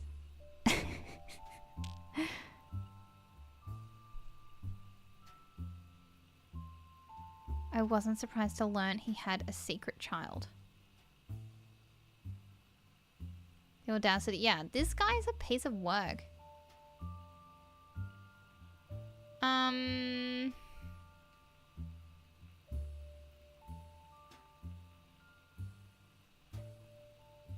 Wonder if we can find anything here. Robert, was it? Yeah. Yeah, literally.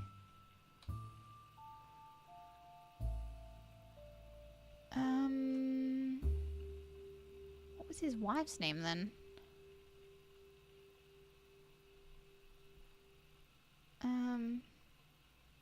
And he kept insisting, so we also didn't even take no for an answer. God. Yuck.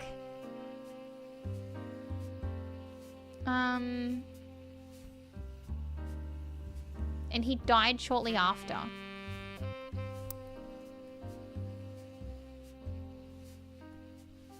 God, that puts it potentially up here.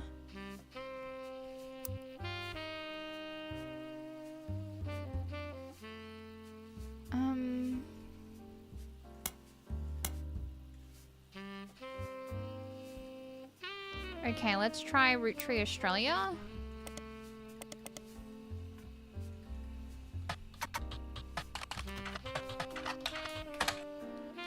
Root Tree Oz is one of the companies created to manufacture and distribute Root Tree candy. It was developed as part of the Root Tree Everywhere initiative in Root Tree Everywhere initiative, hey? Oh my goodness. Okay.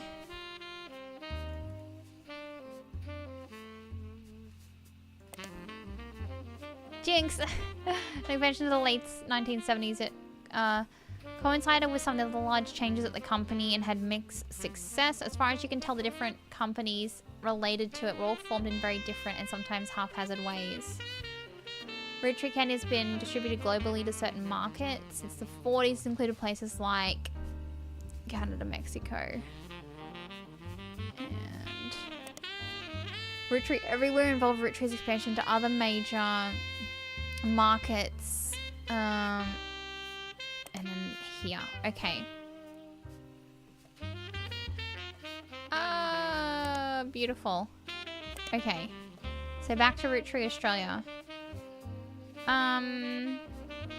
According to a history website, Charles Martin, who owned a company that manufactured licorice in Australia, was tapped to run the Root Tree factory after he impressed the American leadership. Root Tree also had some success, but only in certain regions. The manufacturing leg of the company shuttered in 1992 after the death of Martin, and Root Tree also now serves as an importer and distributor. What happened to good old Charles, hey?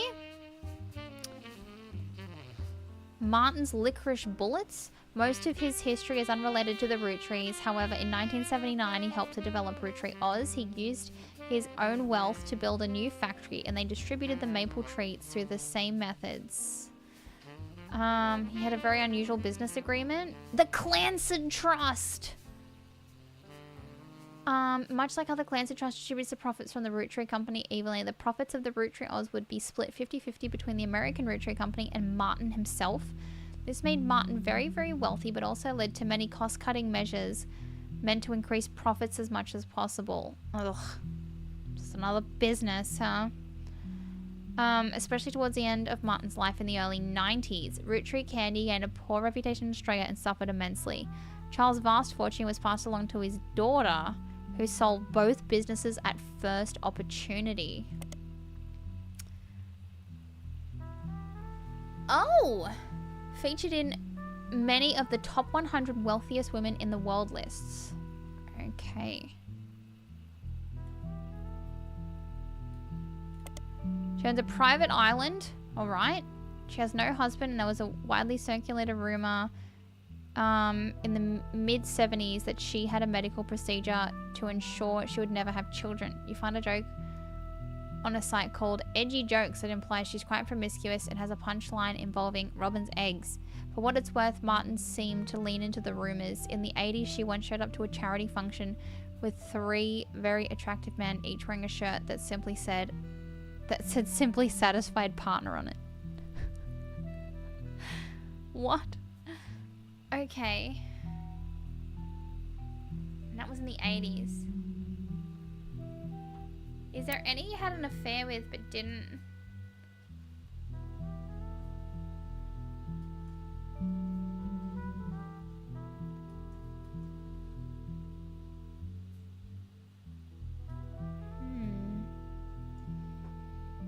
I don't know.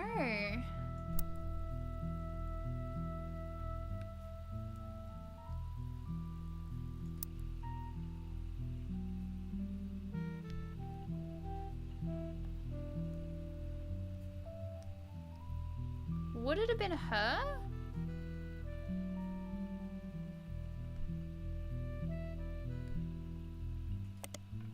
Probably not.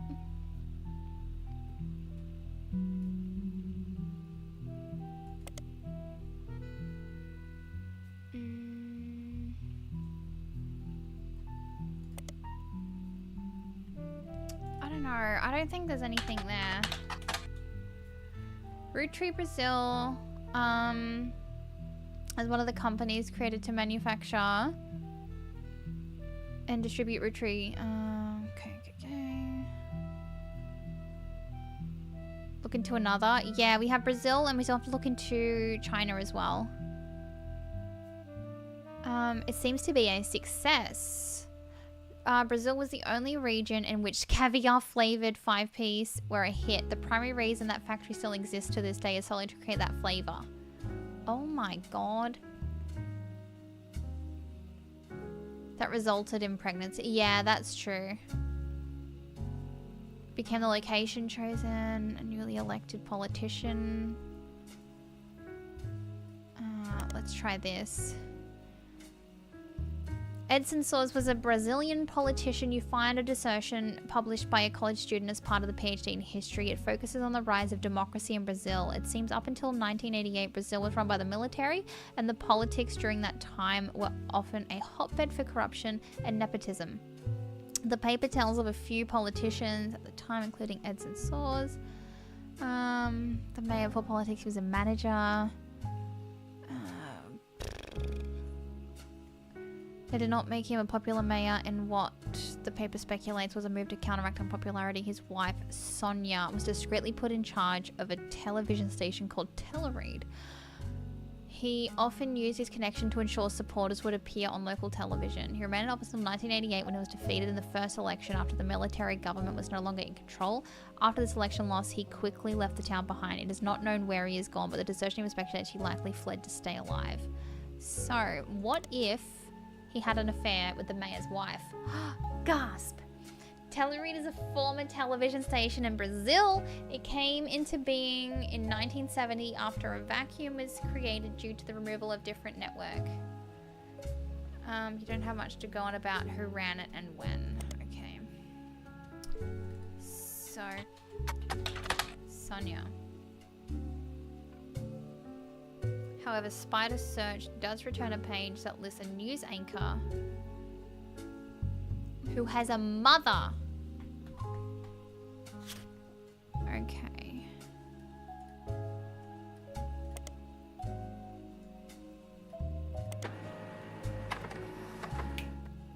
Bingo. Yeah, we thought Clark was bad. My god. A young Brazilian newscaster with a bit of a cult following. The discourse surrounding him is that, to put in polite terms, lewd. There's a website about him called Fanfiction that has a small section dedicated to him. It seems that women and some men of a wide variety of ages and writing skill tend to find him worthy of inclusion to their stories. You skim some of the tales there and learn that a common thread is that he's currently dating a supermodel named Ashley York. Many stories seem either quick to ignore her existence or get her out of the picture rather quickly. There are also some more traditional fan sites that list some things about him, including his age, 18, zodiac sign, Libra, his first food, grilled steak. Sorry, first food. Favorite food? One of the person having a mother, as far as I'm aware. That's pretty frequent. One website with a signed publicity photo of Flavio seems to confirm this. The photo has been added to your evidence.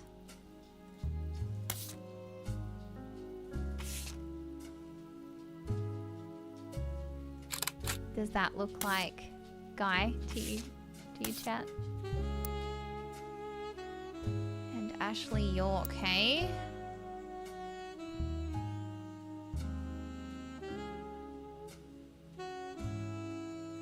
Wonder if that's what this is. I might try it. So...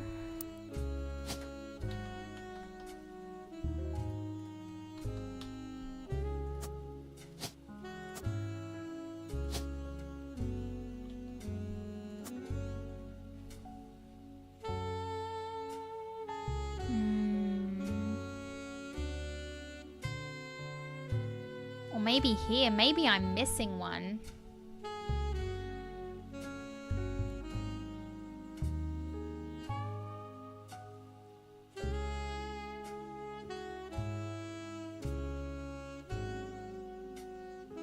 Some caviar flavored candy. Yuck!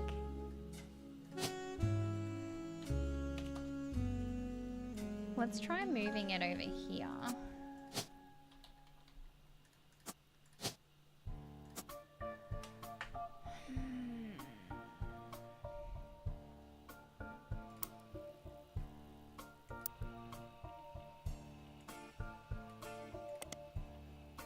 A British supermodel who does ads for perfume, clothing and jewelry. She's been subject to some controversy in the past few months, having been protested by PETA for wearing fur on the cover of some magazines. She's dating a Brazilian news anchor named Flavio. Just brought them both into limelight.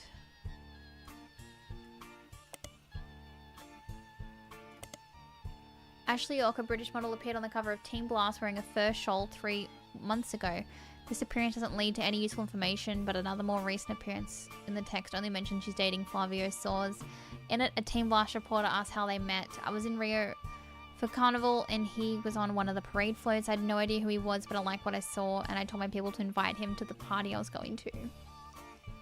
I realized we're going to his party, well, his mother's party. She runs a media empire. Does she now?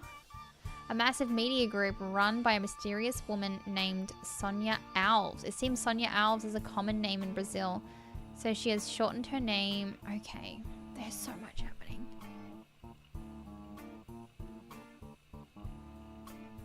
Still in the military?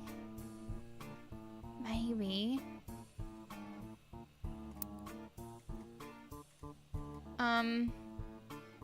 I'll have to come back, I think. Otherwise I'm gonna lose my train of thought. Midnight and then up at 4. Jesus, that's a long time. I'm just gonna highlight all of that. According to a history page that's focused on her company and vague searchable details. Nia received significant inheritance in 1980 and invested in many different manufacturing businesses. You don't sleep much? Oh my god, I don't function when I don't sleep. She continued to work in television until 1988 when Brazil began its period of reform. She felt this was the perfect opportunity to launch her own media company. After some translating the page about Nia lists her as unmarried. Does not go into any other relationship history. Searching for Nia online, you learn that she stays out of the spotlight. She doesn't even appear at shareholder meetings. Okay, so who was Sonia again?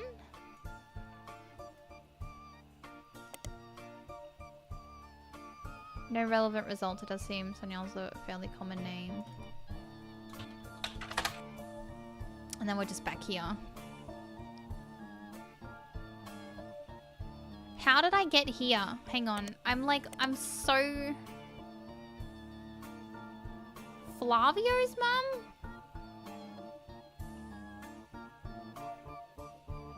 Yeah. Grumpy and impatient. Really? Rotary worldwide. Okay, so this is Flavio's mum.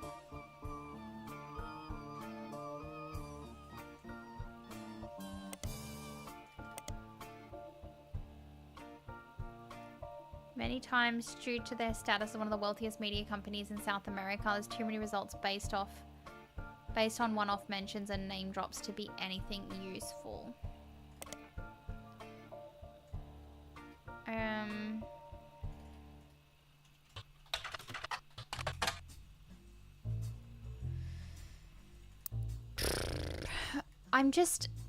I just really don't know if it's one of the two.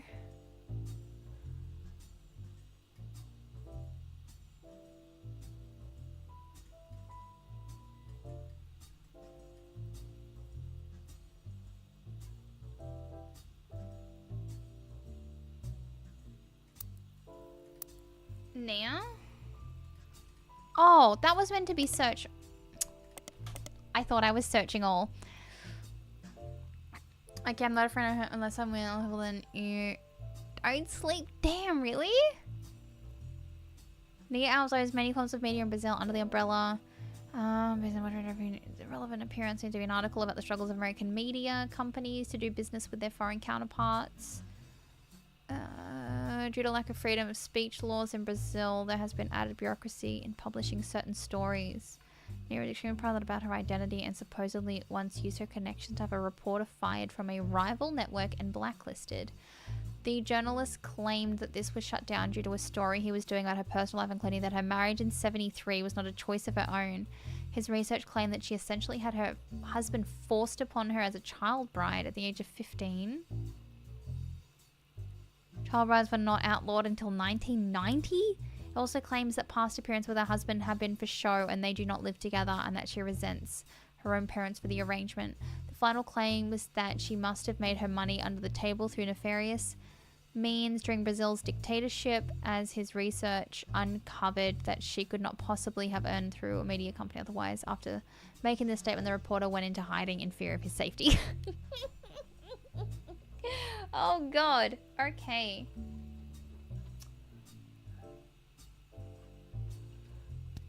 So, okay, what year is it?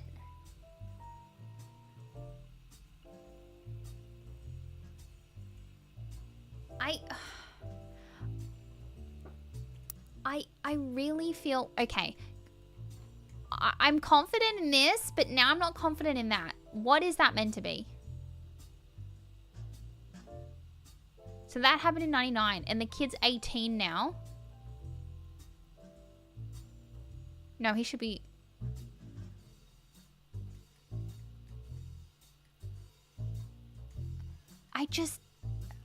I feel like that's right. Okay, we will put where we're at on pause. Lisa.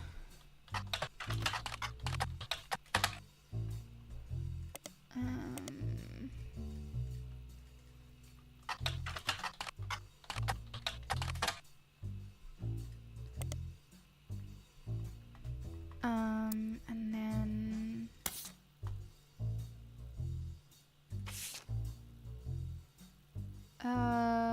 went overseas during a desert storm. Couldn't decide what else to do. He tried to pivot to landscape.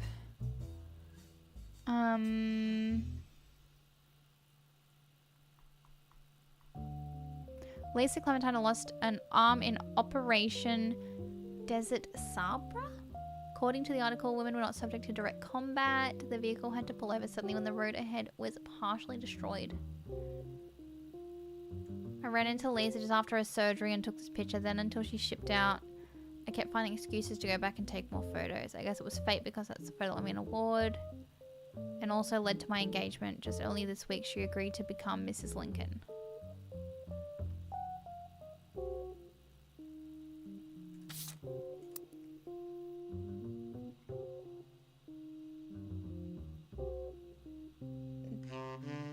The operation. Oh yeah, true. I didn't do that before actually.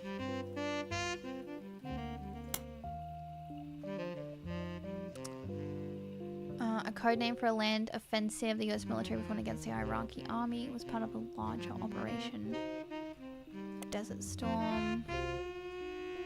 Hang on, let me see if there's anything of that here. No. Okay, so we go here. No. Here.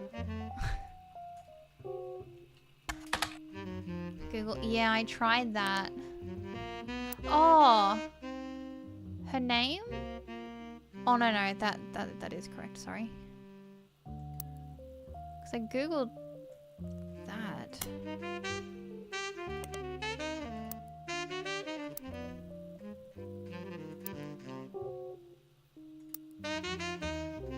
Or Lisa Lincoln, yeah, maybe. Married name. According to a military website, you find an amputee who lost a limb in Desert Storm. She runs a support group for fellow veterans. Okay. Listed as a professor.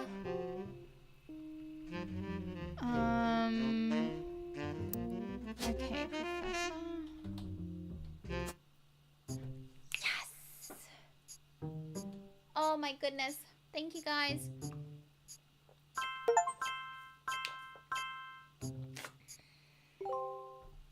Flavio's locked in.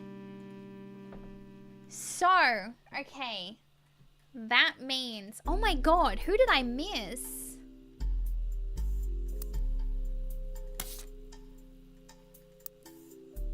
Who did I look over then?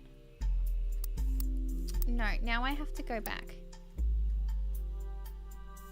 Okay, so Sonia Alves is gonna be her... Oh my goodness. No, we haven't looked up China yet either. Man, he is Mr. Worldwide. He's got babies in every country. CEO?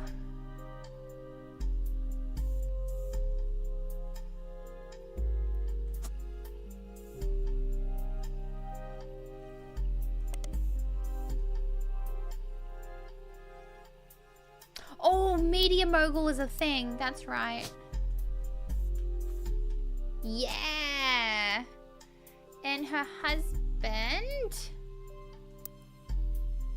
Hang on. We did have his name.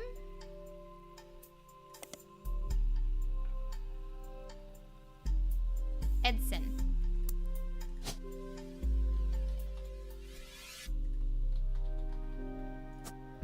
Okay. How do I get a photo of her, though? We don't have one, do we?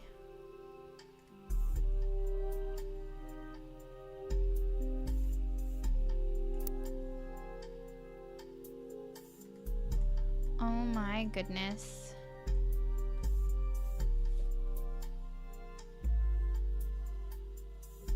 Yeah, I guess so.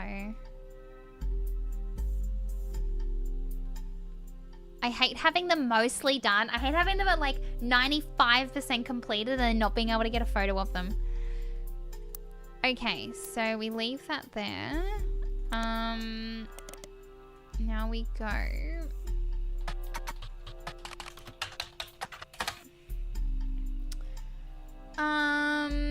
New opportunities for American companies. Lang Hongbo, who was said to personally win over the Root Tree family, was owner of multiple textile factories, did not wish to import the ingredients and build a special factory to manufacture the candy in China. They made a deal to import bulk unpackaged Root Tree candy and label it not only China but additional markets. Already in his mid-50s when the deal happened, only had daughters, and his brother took control upon his death in 86. Okay. Lot of names here, so... let's throw that, because this is everywhere he... Okay.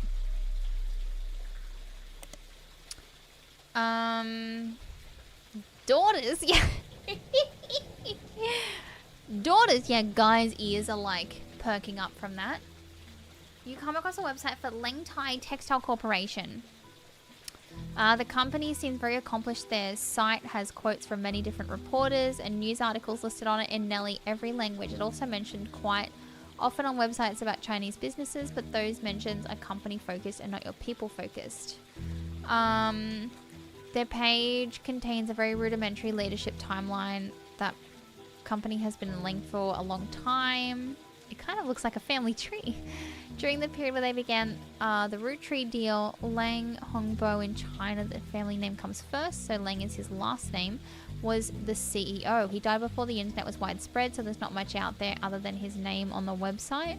His younger brother is featured on his history section. His current CEO is a woman. Ah ha ha ha. What have we here?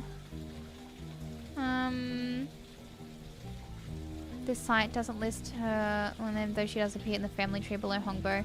Lengtai has a few American logos. One is a root tree logo, another is Tranquils, and the third is Piece of Asia. Okay. Yeah. What way do I need to... So, wait. Is this...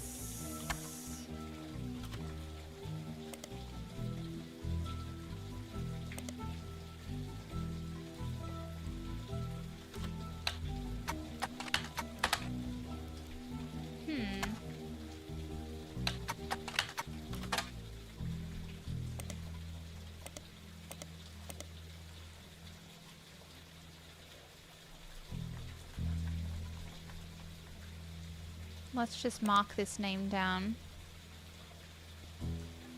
Okay, let's dive deeper. And what was his given name? Yeah.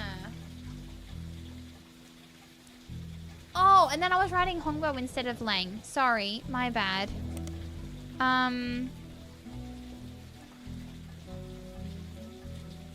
Okay. Hi, Andy. How are you? X, Y, N. Oh, helps if I don't typo.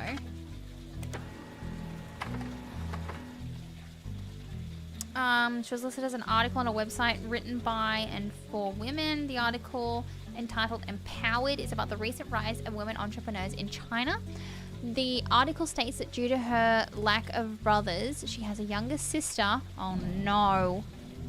She took over as CEO at her family's company in 92 after her elderly uncle was deemed unfit to run the company.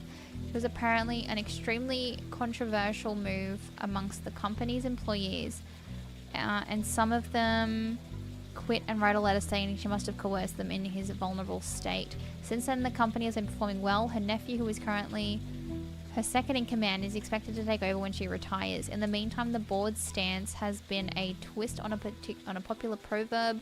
The article roughly translates it to: someone that has proven they can do something well can do it 100 times well. A proven leader could doom us all. The article is also offhandedly mentions that she was an early adopter of IVF and helped her sister have a child. There is an unsourced picture in the article. It says it's from 92 when she took over.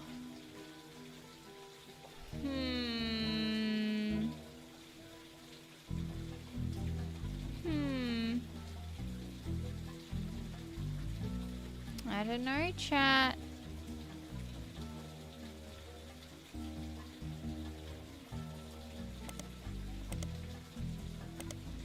I don't know. Something's fishy.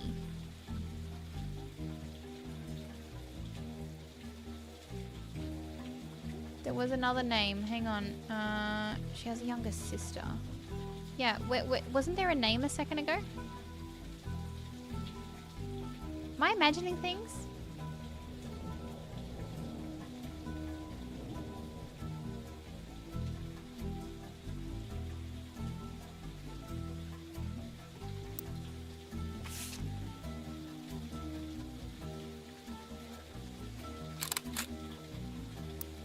So what have we got here? He died in 82. So I don't think it's gonna be this. I also don't think she was married. Back a page?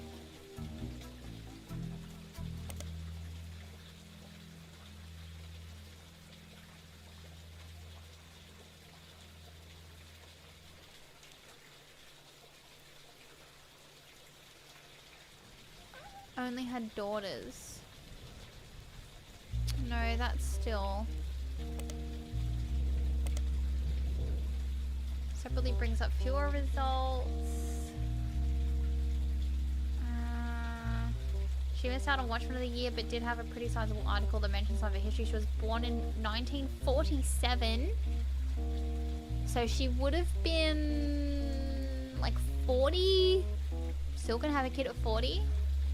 If that was her. Her mother was already in her 30s when she had her and had trouble conceiving a second time until 3 years later. This was Zinnu's sister. It became clear that her father was not going to have a son to pass the family business down to. This is how Zinnu became involved. Her father stayed the president of Langtai for a very long time, and his daughters grew up. He began training them in hopes that one of them would have a son who could take over. One helped him in China and the other in the USA. When he died due to societal dynamics, the business passed to his male sibling, a younger brother. Many in the know knew that this could be a problem. His brother was not a businessman and not much younger than his brother during his time, and she ran the company as her uncle's consultant. She'd been running down the scene, performed sort of power play. She stopped working until the results of her absence began to cause problems. Only then did they admit they needed her. Yeah, true. If there was a redhead, that is a fair point. Langtai. A rudimentary leadership. Oh, we're back here. How do we? Maybe we.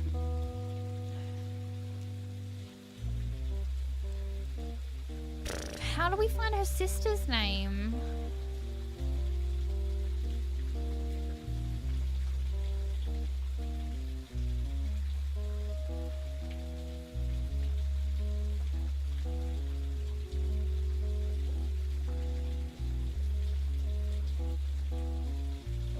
Businesses at the bottom. Oh yeah, true, because they looked after the American side of things.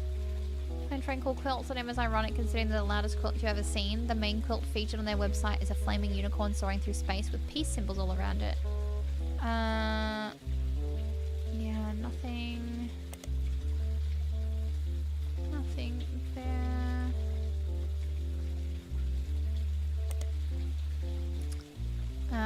According to the site, Italian Langtai translates to peaceful. Seems piece of Asia recently is accomplished as Langtai. They offer fabrics and cloths at wholesale prices. The business is said to be owned by husband and wife Jerry and Linda. You're trying to see the listed too, and from using an online translator, it seems that Jerry is Han Junwi and Linda. What was Linda up to? Okay. So let's see, shall we? Okay, that's just that. Whoops. What if we search here? Okay, all about IVF. The article details a new at the time medical industry. In vitro fertilization was brand new, barely a year old. After the first successful IVF birth in 1978, it seemed the industry began to grow, and a featured article about different companies all over the world and the way they could charge for their services was in Business Watch. Apparently at the time, the CEO of Langtai was Lang Hongbo, and his younger daughter, Lang, and her husband could not have children. So in an attempt to create a suitable heir, he paid them to have their child implanted in his older daughter, who was unmarried. Hang on. So she was carrying her parents' child?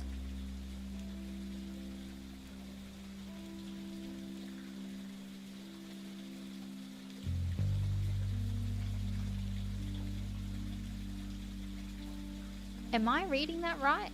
The leaf. Am I understanding that right? She was carrying their parents' child? Don't like that.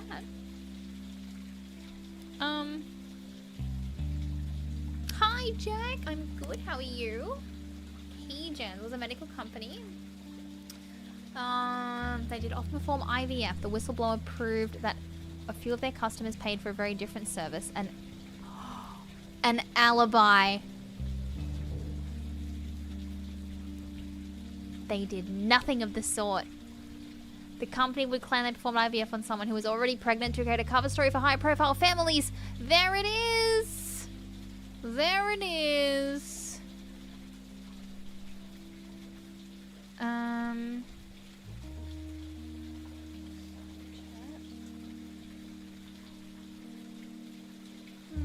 Should be okay.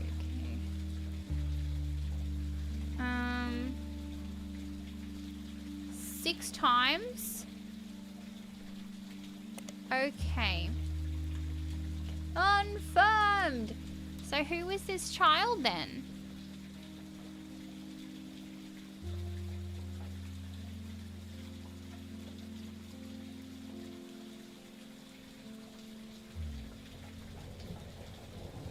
The older daughter. So are we back to the first? Hang on. Which daughter? Linda?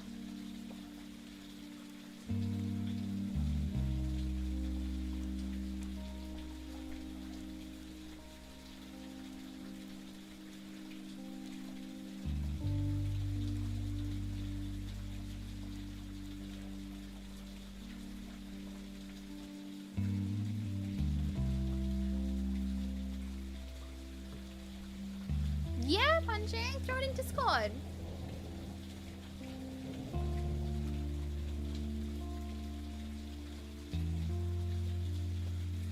What was the price? 100,000 USD. But aren't they saying the parents paid for it?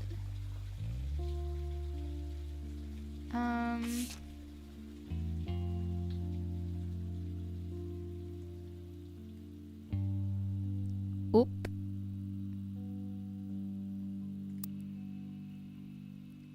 Oop. Confirmed.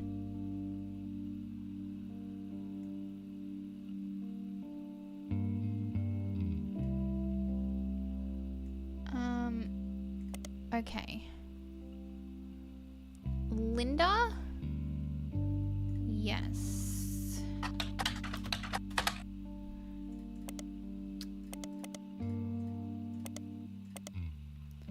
Piece of agent headquarters in Butler County is listed. Nothing seems important except the mention from 1981. The newspaper chronicles that Jerry Han has traveled from China to open the company, which is connected to a much larger company overseas called Langtai that is connected to Rootring. It is not a factory, it simply imports and distributes Langtai's products. It also mentions that Jerry is the son-in-law.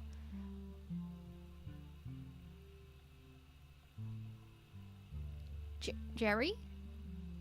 Jerry is the son-in-law. Hang on. Hang on. No, I'm not understanding this right. I'm not understanding this right. I thought it was the daughter. How is Jerry the son in...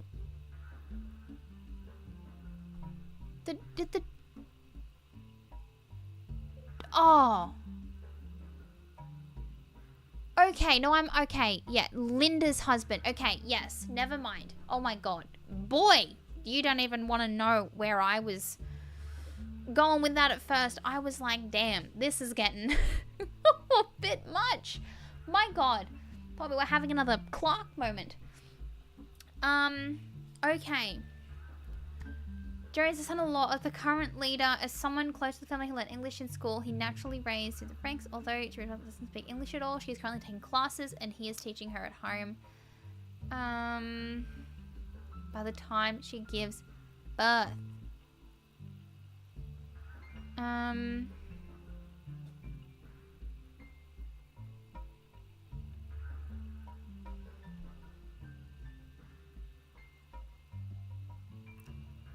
Butler? The first trip wasn't covered by the newspaper. This was not the first time they were in Butler. They visited in the late 70s with the rest of the leadership of Lang Tai. And why would that have been? So late 70s would put it as this one.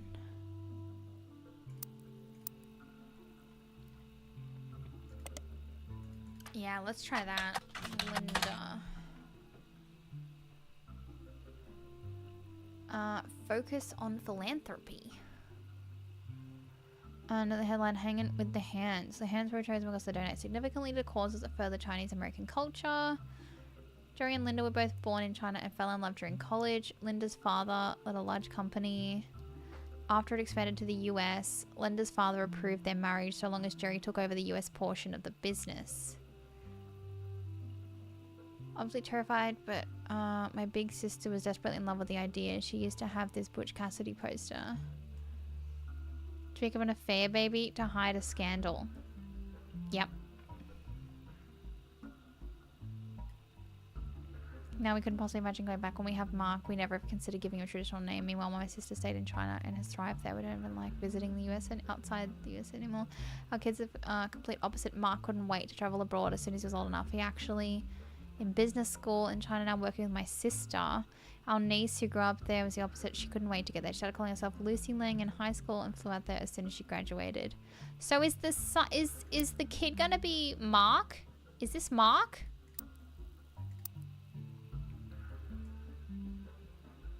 I think so. I don't think it's this.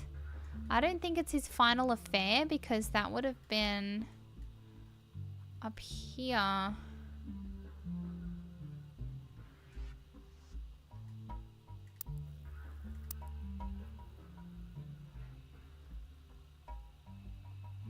The sister. God, I'm getting confused.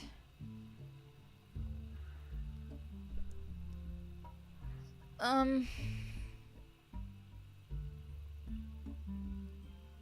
am very confused at this point. I'm not gonna lie. Can anyone help here? I know one of these is correct. I can't narrow this down now because it's going through like, it's telling me like parents and sisters and their kids, and then I think someone's had the affair, covered it up, but then someone else is having the looking after the baby. I don't know. I'm really confused. I guess, will it give me the right thing though? What if it uses... You're all good, Hauser, no worries. I'm just scared it's gonna go onto like something else. Onto like Elias's tree or something.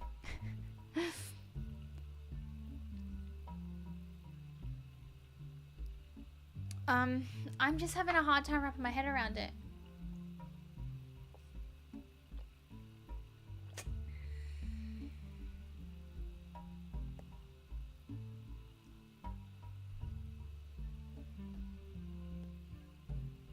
Yes, please, Ciara.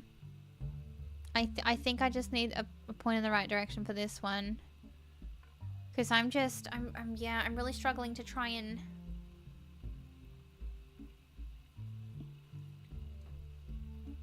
That's what I don't know, Insomniac.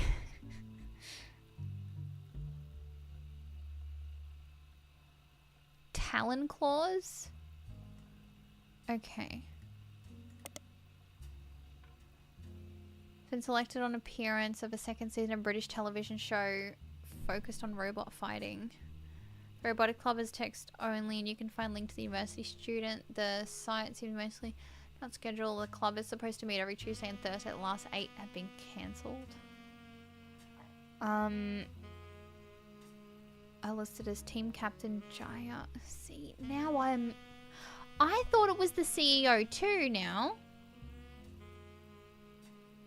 But like the further I go with this, the more confused I'm getting.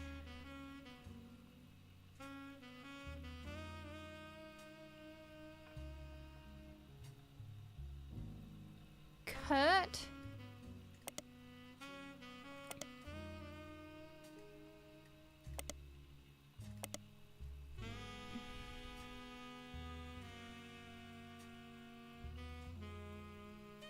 focus on robot fighting.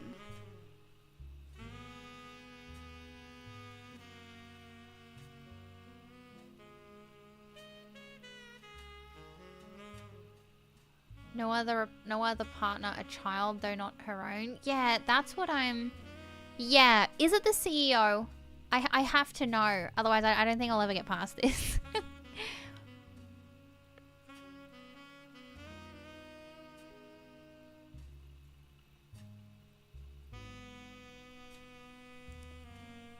It is the CEO. Okay.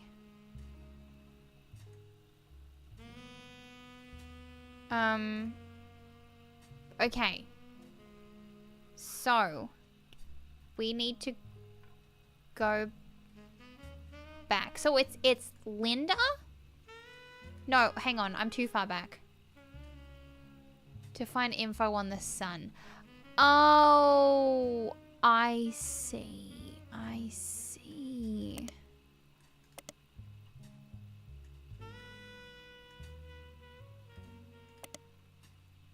I see. So, Lang Xinyao. No. That's the sister. Hi, Dadsley. How are you doing?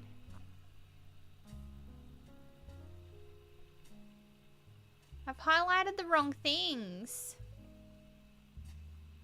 Mid-Eastern University. Okay.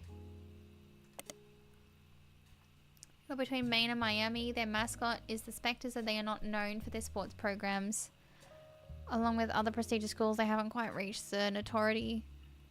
Blacked out. No, you're right.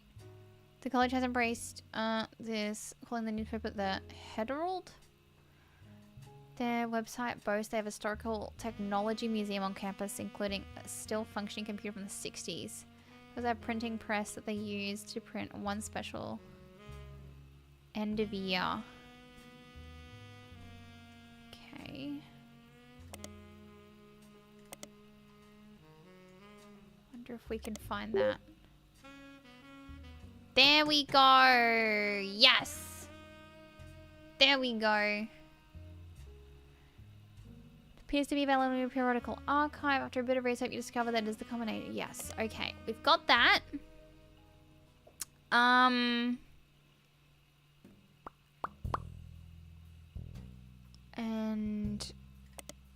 okay. Ah, got you. Got you. 3 students. The only one that catches your attention is Lucy Lang. She grew up in China as Min Lang, but came... do we need...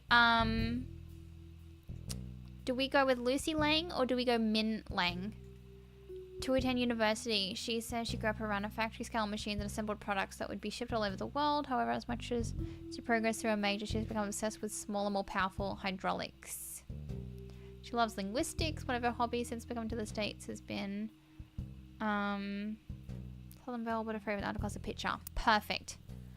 That's what we needed.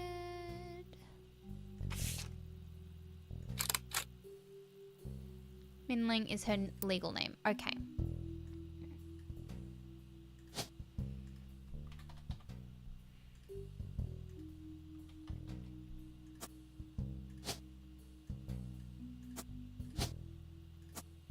Okay, and now we need Mother Dearest.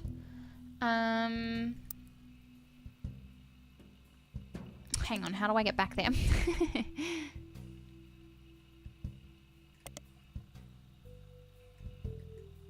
Okay, this one.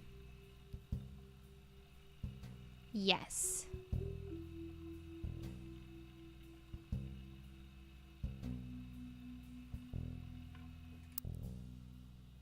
Okay.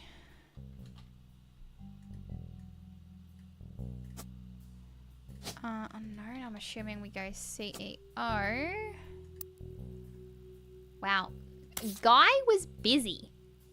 Not only was he flying to all these places, he was making babies in all of these places. Now we need her photo. The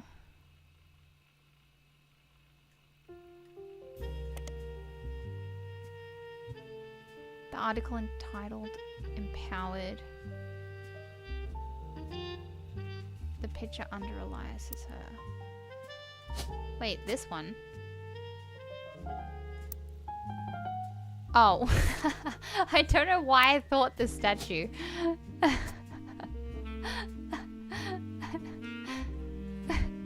Ah, yes, the statue that's 400 years old. Oh, God. Okay. So that's 2. Okay, no, we need these photos. We need the photos of Christine and Sonia. They would be locked in.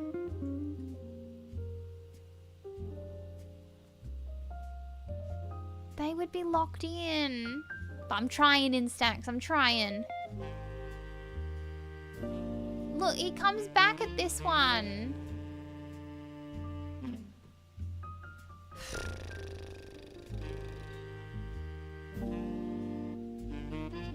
Maybe I can get it if I search him.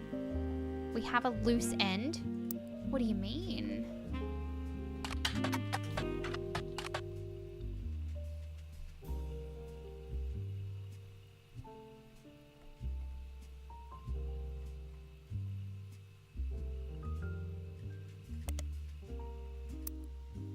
The Dove School. Hang on. Dove School?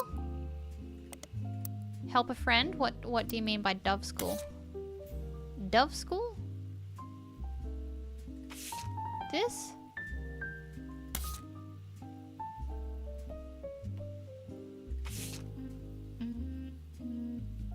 Oh, on my tab. Okay, look into it. Yes.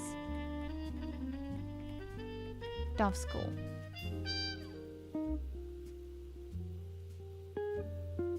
The white page. The black seal. Oh, that was to do with Clementine. Mary Beth. Yeah, that was an email. We did do that one.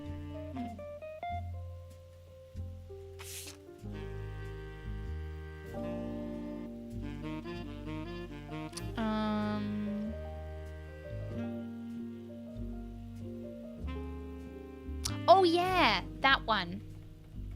Yes. And that was in 81.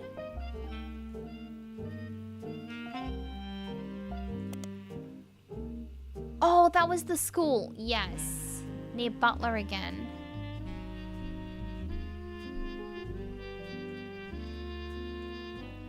Whoops. God damn it. Okay, just the one. I remember we started reading this the other night.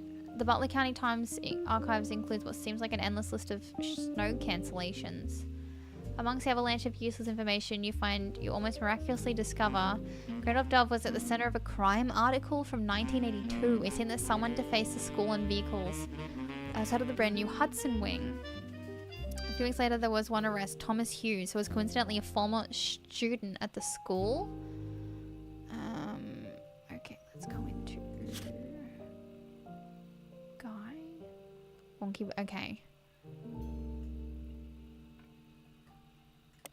Coincidentally, a former student at the school. Apparently the destruction came weeks after he married the school's newest teacher, Mrs. Hughes. She was not a teacher when he went. He graduated a few years earlier. According to the report's investigation to the police reports, Charles, Mr. Hughes was convinced that he was not the father of Mrs.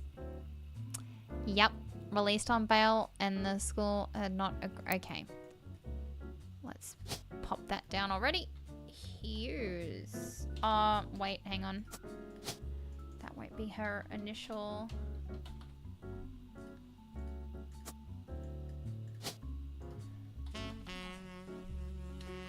That's alright. I'm just gonna leave it. Released on bail and after school agreed not to press criminal charges after an agreement was made to pay for the damages. Thomas Hughes, Mrs. Hughes, and Hudson Wing have all avoided. Okay, so...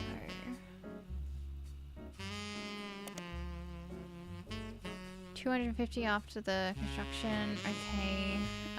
It mentions that the donation came at the insistence of an employee of Root Tree at the time. It mentions that she learned ASL from the main school to surprise her future husband who was deaf.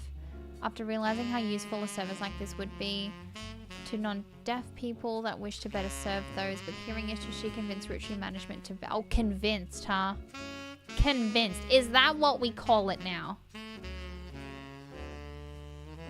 Is that what we call it? Okay, let's find...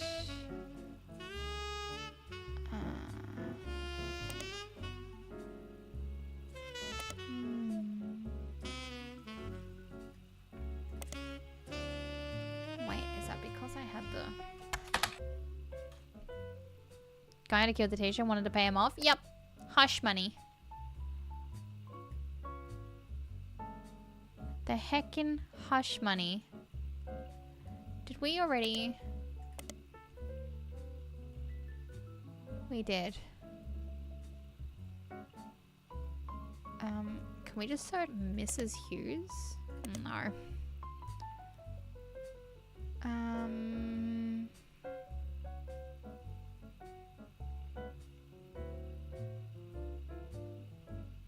Do, do, do, do.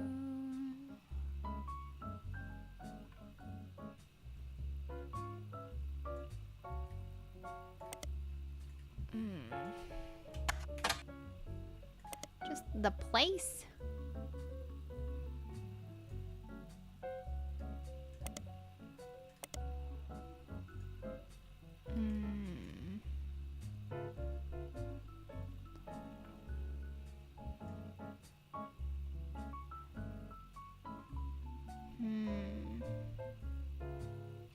The Hudson Wing? I think so. We did, right?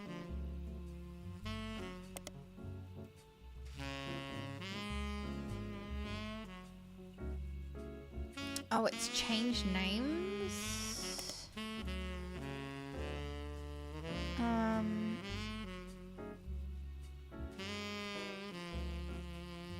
Let's try that. There we go.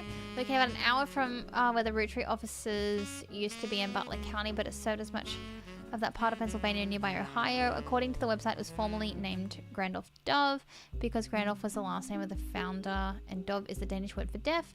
The founder had issues with the government translators, leading to an odd transcription issue. In 1990, it was renamed to better represent the school's purpose and to correct the embarrassing lack of effort and awareness demonstrated by the government officials in those days.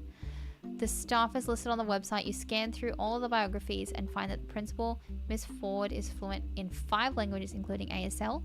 She's been working at the school for over 15 years. Miss Ford's bio also mentioned she's not deaf herself, but rather learned sign language to communicate with the deaf. It mentioned she was responsible for... Yeah.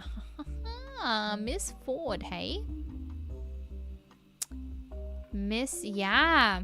I remember that. I did. I was just about to say, I know that name. I know that heckin' name.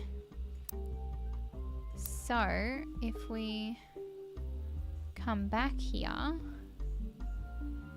was it around him or after? Susan!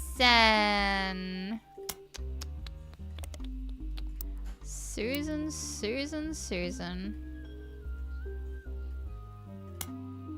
Unbelievable.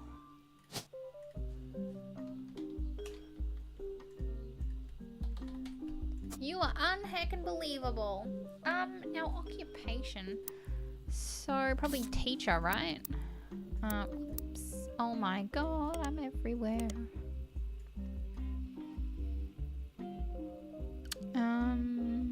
Been there for 15 years.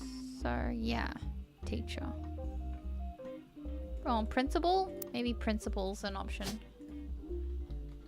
Oh yeah, it is. All of them. Murder. Well, this one is just a, well, I say just. Oh, Thomas. Hang on. We've got his first name. Thomas Hughes. Principal.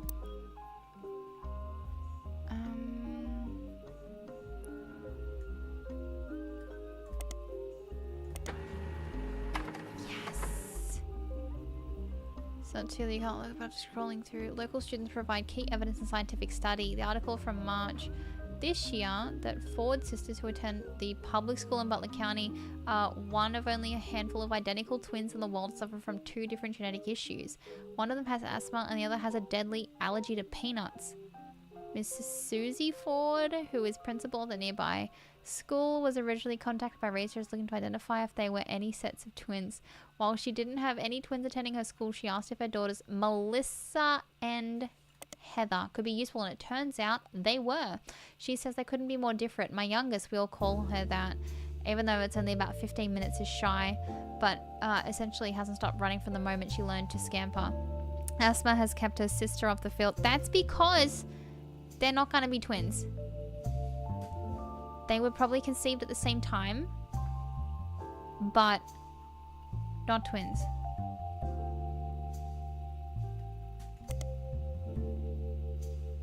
Okay, hang on. Let me... I don't know, they look pretty similar, actually.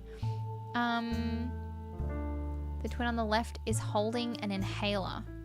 Oh my god, how are you meant to go who's oldest here?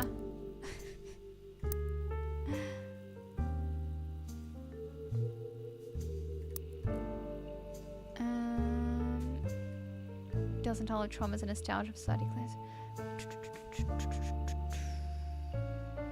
Was local. So,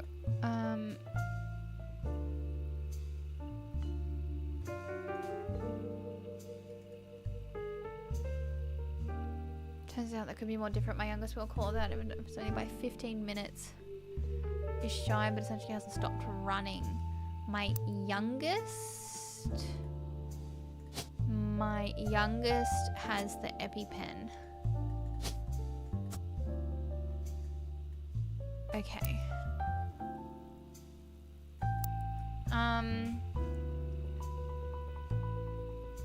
Sharon's not running as far as kept, but she definition of an extrovert. Okay, so what is Heather? Heather is the one with asthma.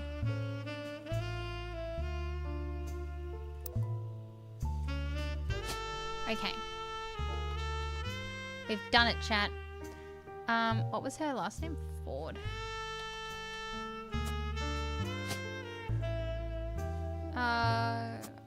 Don't know if that's right though. And Melissa.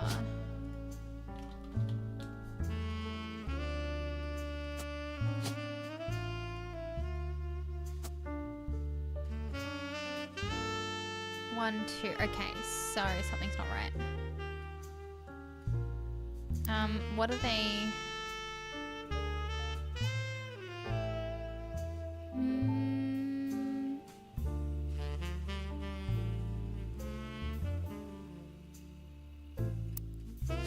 Maybe they're not college. There we go.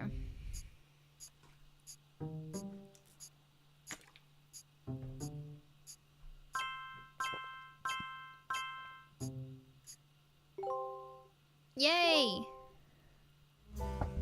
We're crushing it, chat. Hey there, it's us. So I just have to say, the work you're doing here is fantastic.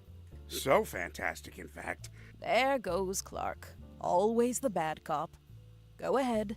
Well, our law firm, Ruby Legal Enterprises, is having trouble keeping up. They're actually begging us to stop submitting new root trees. They said it's getting difficult to verify your progress. Well, consider that a good thing. I told Clark you'd get results. She says that like I didn't believe her. Regardless, the bad news is it's going to take 5 potential tree additions before anyone locks in from now on. Good luck. And keep up the good work.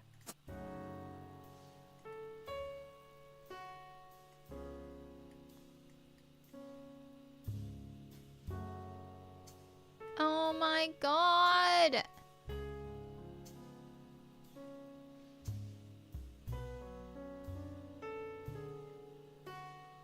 Ah! Ah!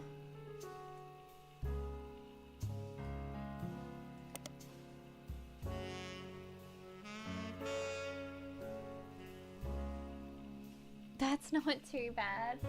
I don't know whether to... I have all of his tree to do.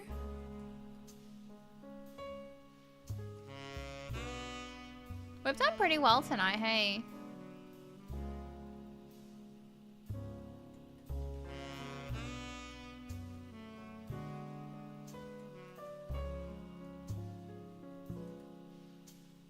God, this confuses me.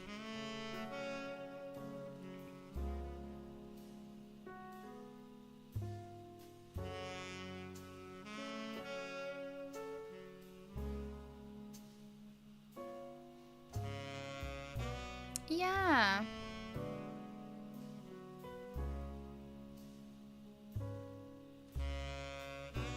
Or even that. I thought it said that she was married to her.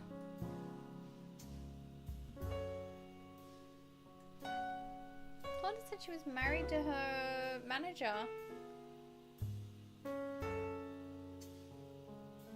Oh. Was her last name not Clementine?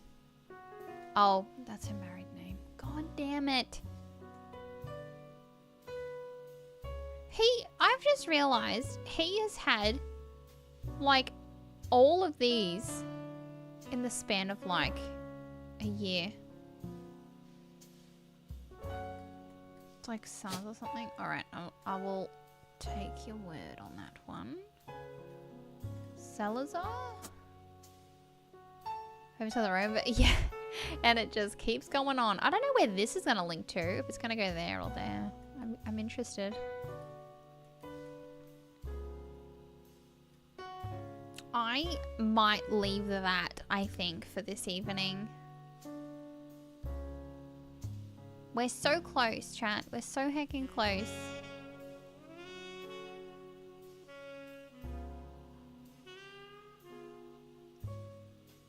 I still can't believe it's him. I honestly thought it was gonna be Miracle. I really did.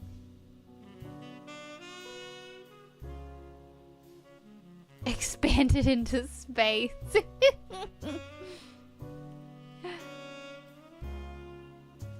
Chat, tomorrow I think we're gonna do some deeps.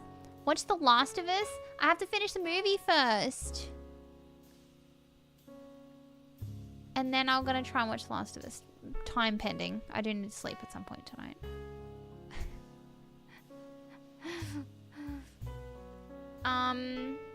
Let me save this. Chat, when do we all get matching shirts that say I'm a secret root tree? When do we do that? Next week?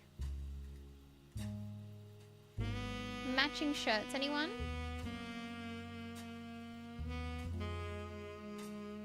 Buying them now. Alright, who can we raid?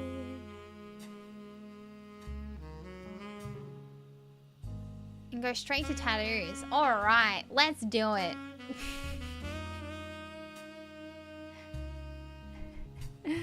Let's do it.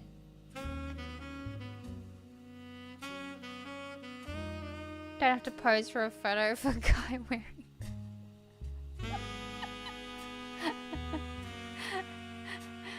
He makes no promises. He makes, yeah, absolutely no promises. Alright, chat. Let me get this raid going. Friends, yeah, let's take a stream off from this tomorrow. And we will do some deebs. And we'll do this again on Wednesday. Thoughts? Thoughts? Thanks for streaming. No, thank you guys for hanging out. Can't do it without yous. Thank you ever so much. Some bloody gens, you know it. You know it. I need to check out this event. I'm curious. I am very curious. So yeah, we'll do that tomorrow. I'm just gonna get the stream we're rating to up on my phone. I'm gonna be yeeting straight off the PC. But friends, thank you so much for hanging out. I really, really, really appreciate it. Yeah, come hang out tomorrow if you want to play some Deebs. We're gonna go raid Game of Beards. He's currently playing some Overwatch. So go jump on over, go say howdy, and give him all the love. And yeah, I'll be back tomorrow night. If you guys want to suss out anything on the old YouTubes, helps me out a bunch if you do. That's the link there. Or if you want to join Discord, that is a link for that one as well. But yeah, this game's a lot of fun, chat. It's a lot of fun. Thank you ever so much for hanging out with me tonight. Thank you for all your love, all your support, and for being the best dang people in the entire world. Thank you ever so much. And take care of yourselves, friends. I'll see you tomorrow. I love you. And bye.